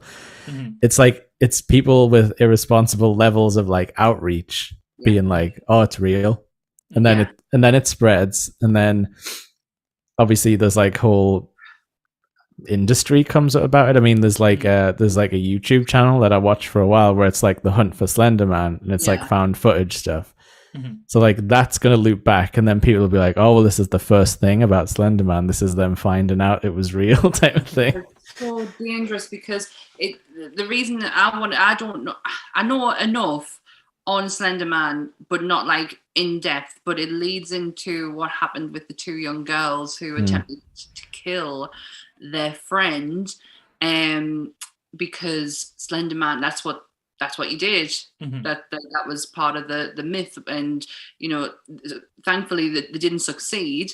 However, these two young girls have incredibly bad mental health. Really bad. They are looking at life in prison. They are children who are looking at spending the rest of their life in prison because of this Slender Man myth bullshit. Because they become obsessed with it though as well. Because that's when obsession becomes unhealthy and and of two girls who already had mental health problems to start with. It really played upon that. And it was their poor parents, man. They're just two normal girls who come from normal households, and the parents were like, we couldn't have done any more to stop them getting involved in this unless we sat on top of them 24/7. Oh, there was no clear-cut signs. Disconnected the modem, but I mean, that's like the true scary thing is like the stuff that's on the internet Yes. that you can't stop kids finding. I think like a lot of us were like lucky enough to be mostly like fully grown before like all this like, you know, like before Reddit became popular basically. Yeah, Because let's face it, I'd be screwed. let's face it, a lot of the bad from the internet comes from Reddit. Like And kids, think yourself very lucky. We used to have to look for the Daily Sport to have our porn back in the day. 2 boobs a week, that's all you had. Paul goes straight to porn from Reddit. Yeah. I've got a nice little segue in my other one, because talking about stuff growing on the internet and that kind of stuff. Nowhere near as harmful as Slender Man, but it's another one that, as I understand, it started as almost like a social experiment. It was an email that went out advertising alternative uses for products, and you know, this would work better than the way that it was meant to be in the late 90s. When you get a cold, where do you put your Vicks? Oh God, I've personally, I don't use it, but I have heard of people doing like feet, everything. Like Indeed, and it was a chain email that went out in the late 90s. Again, a group of people that were just trying to work out if they could start a rumor, if they could start the spread of information and see whether it would cotton on. And this email went out and went, instead of putting the vapor that you're supposed to inhale through your nose as close to your nose as possible, let's make it just believable enough and tell people to rub it on their feet instead, because obviously something equally as preposterous as being that far from your nose, you know, instead of putting it on your chest, go and put it on your doorstep. Nobody would have believed that, but because it was just attainable enough, little bit off the wall and what have you, people started doing it. And there are people out there now that will swear blind that putting vapor rub on your feet has better decongestant properties than putting it on your chest. Yeah. No, I've legit I've legit heard this, and the way people will tell it is like it's like an old family like tradition. Yeah. But if you're saying it came out in the 90s, like it can't be. But that's how it spread. So that's the beauty of Yeah. these urban legends. It is Chinese whispers, done in such a way that you're told like through times, and it could be like me telling Grant. Then Grant could say it was Paul's mum telling Grant. Then the next person said, "Oh, it was Paul's nana." Then great nana. Then auntie once removed who once touched a frog. Do you know a super quick one that is still prevalent to this day? And to be honest, me even saying this might, you know, cause people to post in the group and say like, no, it's true. That story about where like a woman has a pet boa constrictor and notices it's like straightened out overnight. Like every night she wakes up and it's like straight. And then everyone's like, oh, well, that's how like snakes like would measure the prey to see if they can like, it's like big enough to like eat, if you know what I mean? Like if it's as long as a body, like then it could eat you type of thing. And apparently that's just like absolute bullshit. But I've heard people tell that like friend of a friend style, you know, like. I've got a snake. And I'm telling you that they definitely do not do that. Honestly, I would be pissing myself laughing if I looked over at Kakira's tank right now and he's lying there. Sizing you up. Sizing you up. How are you doing? Well, I like to go for you. I'm going to admit something that really proves what kind of person I actually am. I can't sleep without a bar of soap underneath my bedsheet next to my foot. All right, here we go. Can't sleep because I got told by a friend of a friend of a friend that bars of soap at your feet underneath your bedsheet can stop restless legs. And it's true. I don't have restless legs, but I generally have a bar. You can ask Ant. I have a bar of soap underneath my bedsheet that touches my foot every night when I go to sleep. But the only time you will get restless leg if you walked, so you don't really walk around that much, do you? No, you get restless legs and you sleep. Mm-hmm. You do. You get. I used to always get this like major twitch in my leg until I put that bar of soap. I can't believe I'm fucking admitting this. Carolyn literally wants to slap the shit out of us over this. So when you go on holiday, do you take a bar of soap with you to put in the hotel? I just use their soap. Wow. When I'm But, like, saying- does when- it when- does it have to be? Soap. Eh? Sorry. Is it what? It's not a special soap. It's, No, it's it's just just plain the bar presence soap. of a soap. Look Can it up on can the it be liquid internet. soap? Plain bar of soap next to your feet stops restless legs, and I have done it for years. Well, But does it have to be a bar? The ones that does it have to liquid be soap. underneath liquid. your foot as well? So many questions. I just have it right next. I literally have it. My left leg can touch it. So literally, like my left leg, if I'm not having it straight or on the side or on the other side, my left foot has to touch it. What happens if it touches your right foot? It won't because it's Total platonic reversal. Doubles the restless legs. You Oh, get something oh, just no. a can round our bedroom. I'm not making this shit up. I really genuinely do sleep with a bar of soap at the bottom of me sheets. A lot of It's people like literally a lot of when I people- make the bed, I have to take the bar of soap out. a lot of people do have like the bed ones type thing, like urban legends of like they don't let their feet hang out because the monsters will get them and stuff like that. Well, I managed to convince myself that could generally happen, so that But, I'm not doing that again. but yeah, me and Kelly's asking the same thing. What happens if you go to a hotel and they only have liquid soap? Then I'll have to forego and have restless legs for the night, So is which it? I have done before. So is it? So do you have restless legs because mentally you don't think there's a soap, or you think you're gonna get restless legs? Could So, be. so that might be the thing. What happens if you just pretend it's a soap? Like get like say put a little ball like a rubber, maybe a rubber will do. Like No, Oh, because fuck I it. know. fucking I know. hell, Sam, Honestly, go and man, sort This is just one of the many weird things about me. I can't even get into food with you. Like I can't. I'd be here for fucking hours. I mean, at least it's one of the more hygienic things you could like do You know what? for the sake of an old wives' tale. And I question when my therapist said that I could have an area of autism. Like I questioned it, and then I start to speak and realize, oh, hang on a minute, you really could. I can see a mass migration of fans now from Charlotte's feet onto Sammy's sparkling clean little piggies.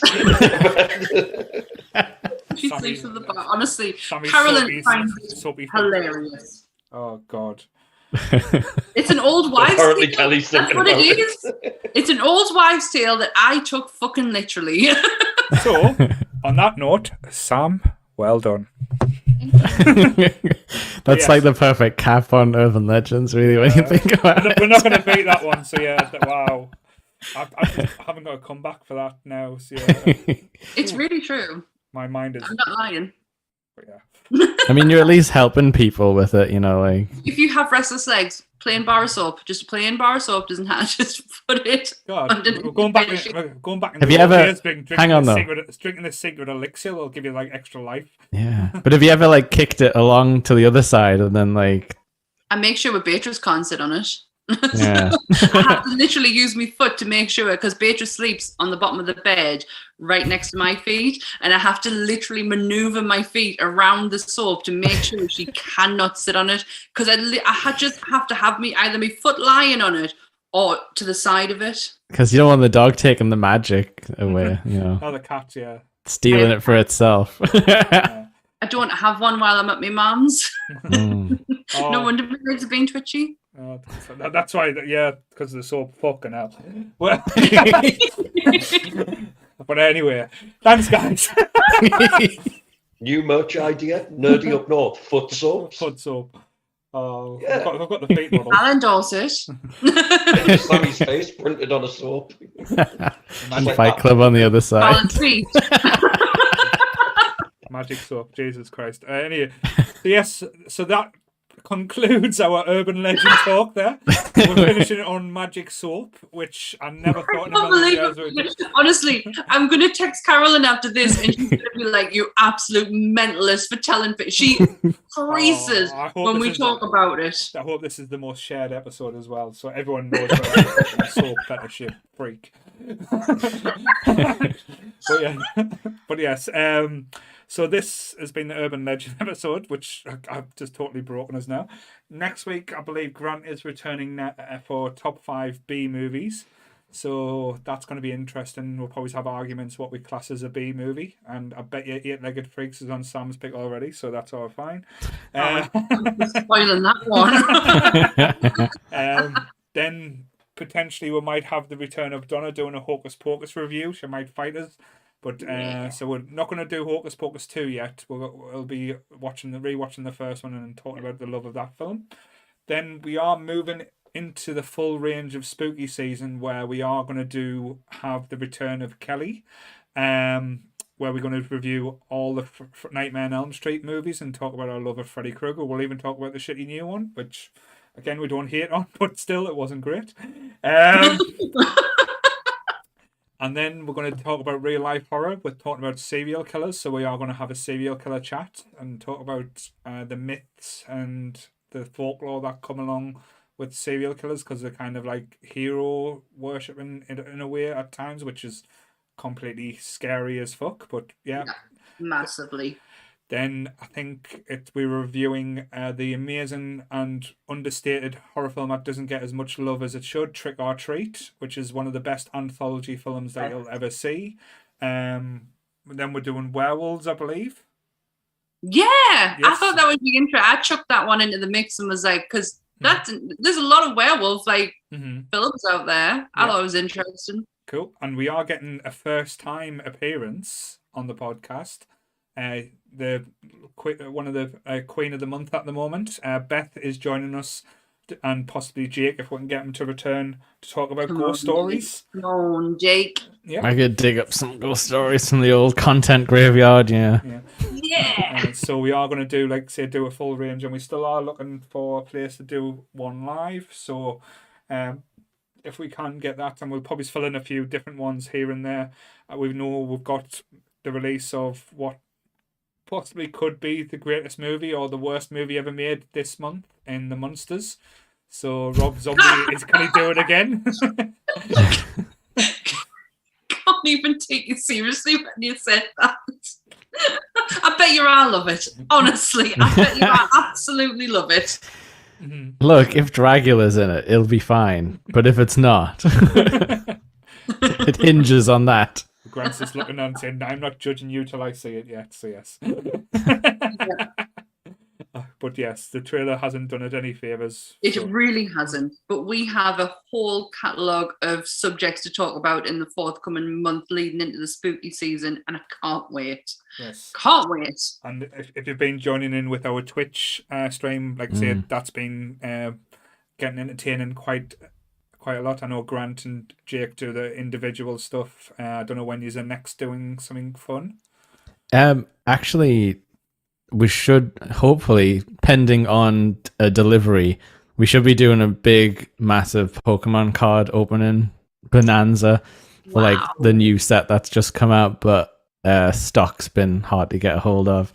But pending that delivery, we might be going live opening cards, so you can come and live vicariously through us and see if we get anything super valuable in our card pack. So that's going to be a bit different, but a bit fun. And I really want to get back on so we can finish Resident Evil. I mean, spooky season's the perfect time. But yeah, we'll definitely have to do that. Has Grant got any plans to play any games? Well, fucking Twitch plays Hades / story time with Grant. Went down really well the first time I did it. I think I tried to do the next one a little bit too quickly, because it's one of them things where you need a good 5 or 6 people in the audience to make it fun, because they were, making my decisions for me and absolutely nerfing me character to the point where I found a game that I am exceptionally good at, extremely difficult. So I think I'm going to give it another couple of weeks and then come back with another little Greek mythology tale. The last one that I was on, I did Orpheus and Eurydice, which in itself was an urban myth for the ancient Greeks, which comes around quite nicely. So next time I might, based on what we've done here, do the story of Icarus, because that's another, tale of, don't do something that you're not supposed to. Just quickly, though, I need to take it back round to this, because I knew the minute you fucking mentioned it, she was going to be on Messenger. Me missus gets restless legs, and she's asking me, does the soap need to be over the sheet or under the sheet? I'm going to go to fucking bed, and there's going to be a bottle of shampoo up there. There's going to be a loofah. Anything. Lee, it just needs to be underneath the sheet so your foot can touch it. There you go. But Grant, you are getting a lot of love in the chat over your Hades Twitch. Just so Is you know. it Lee and Goodwill? Yeah. Yes, it is. Most likely Lee and Goodwill. Lee did say really like story time with Grant. Apparently, We do, kind of very drifts much off so. when I actually get onto a story. So yeah, you can have bedtime stories with Grant, and if the last stream is anything to go by, I might end up veering off Hades and just revert to reading people 50 Shades of Grey. Oh, wow. Right, tell us when that's happening because I want to listen to that. I can set up a channel points redeem for that actually probably. Outstanding. only Porno thing time with Grant. That's what you're going to get. The only thing I think, because as I said, we've had a few big community games playing that went down quite well. So hopefully we'll try and do another Among Us again soon. Like as I said, we can get up to about 15 players in that. We did get like close to that last time. And We had about 19 in Fall Guys, and I know that's a bit easier for people to jump on and play without talking and stuff. But yeah, twitch.tv/Nerdy Up North. We've got that good, easy branding, no numbers, no underscores, just Nerdy Up North. so, Also, You can find us everywhere. but yes. Also, Charlotte's Book Club. I generally cannot remember the theme of this month. I'm so sorry, Charlotte. But please go and check out Charlotte's Book Club. Definitely. But yes, guys, thank you. It's been a blast. We went to realms I didn't think we would go, and Been educational. I've learned a lot. probably didn't hit on too many urban legends and just random shit. But main lesson we've learned tonight: Sam's a freak. Yeah. But yes, same bat time, same bat channel, guys. Stay nerdy, everyone. Bye. Bye.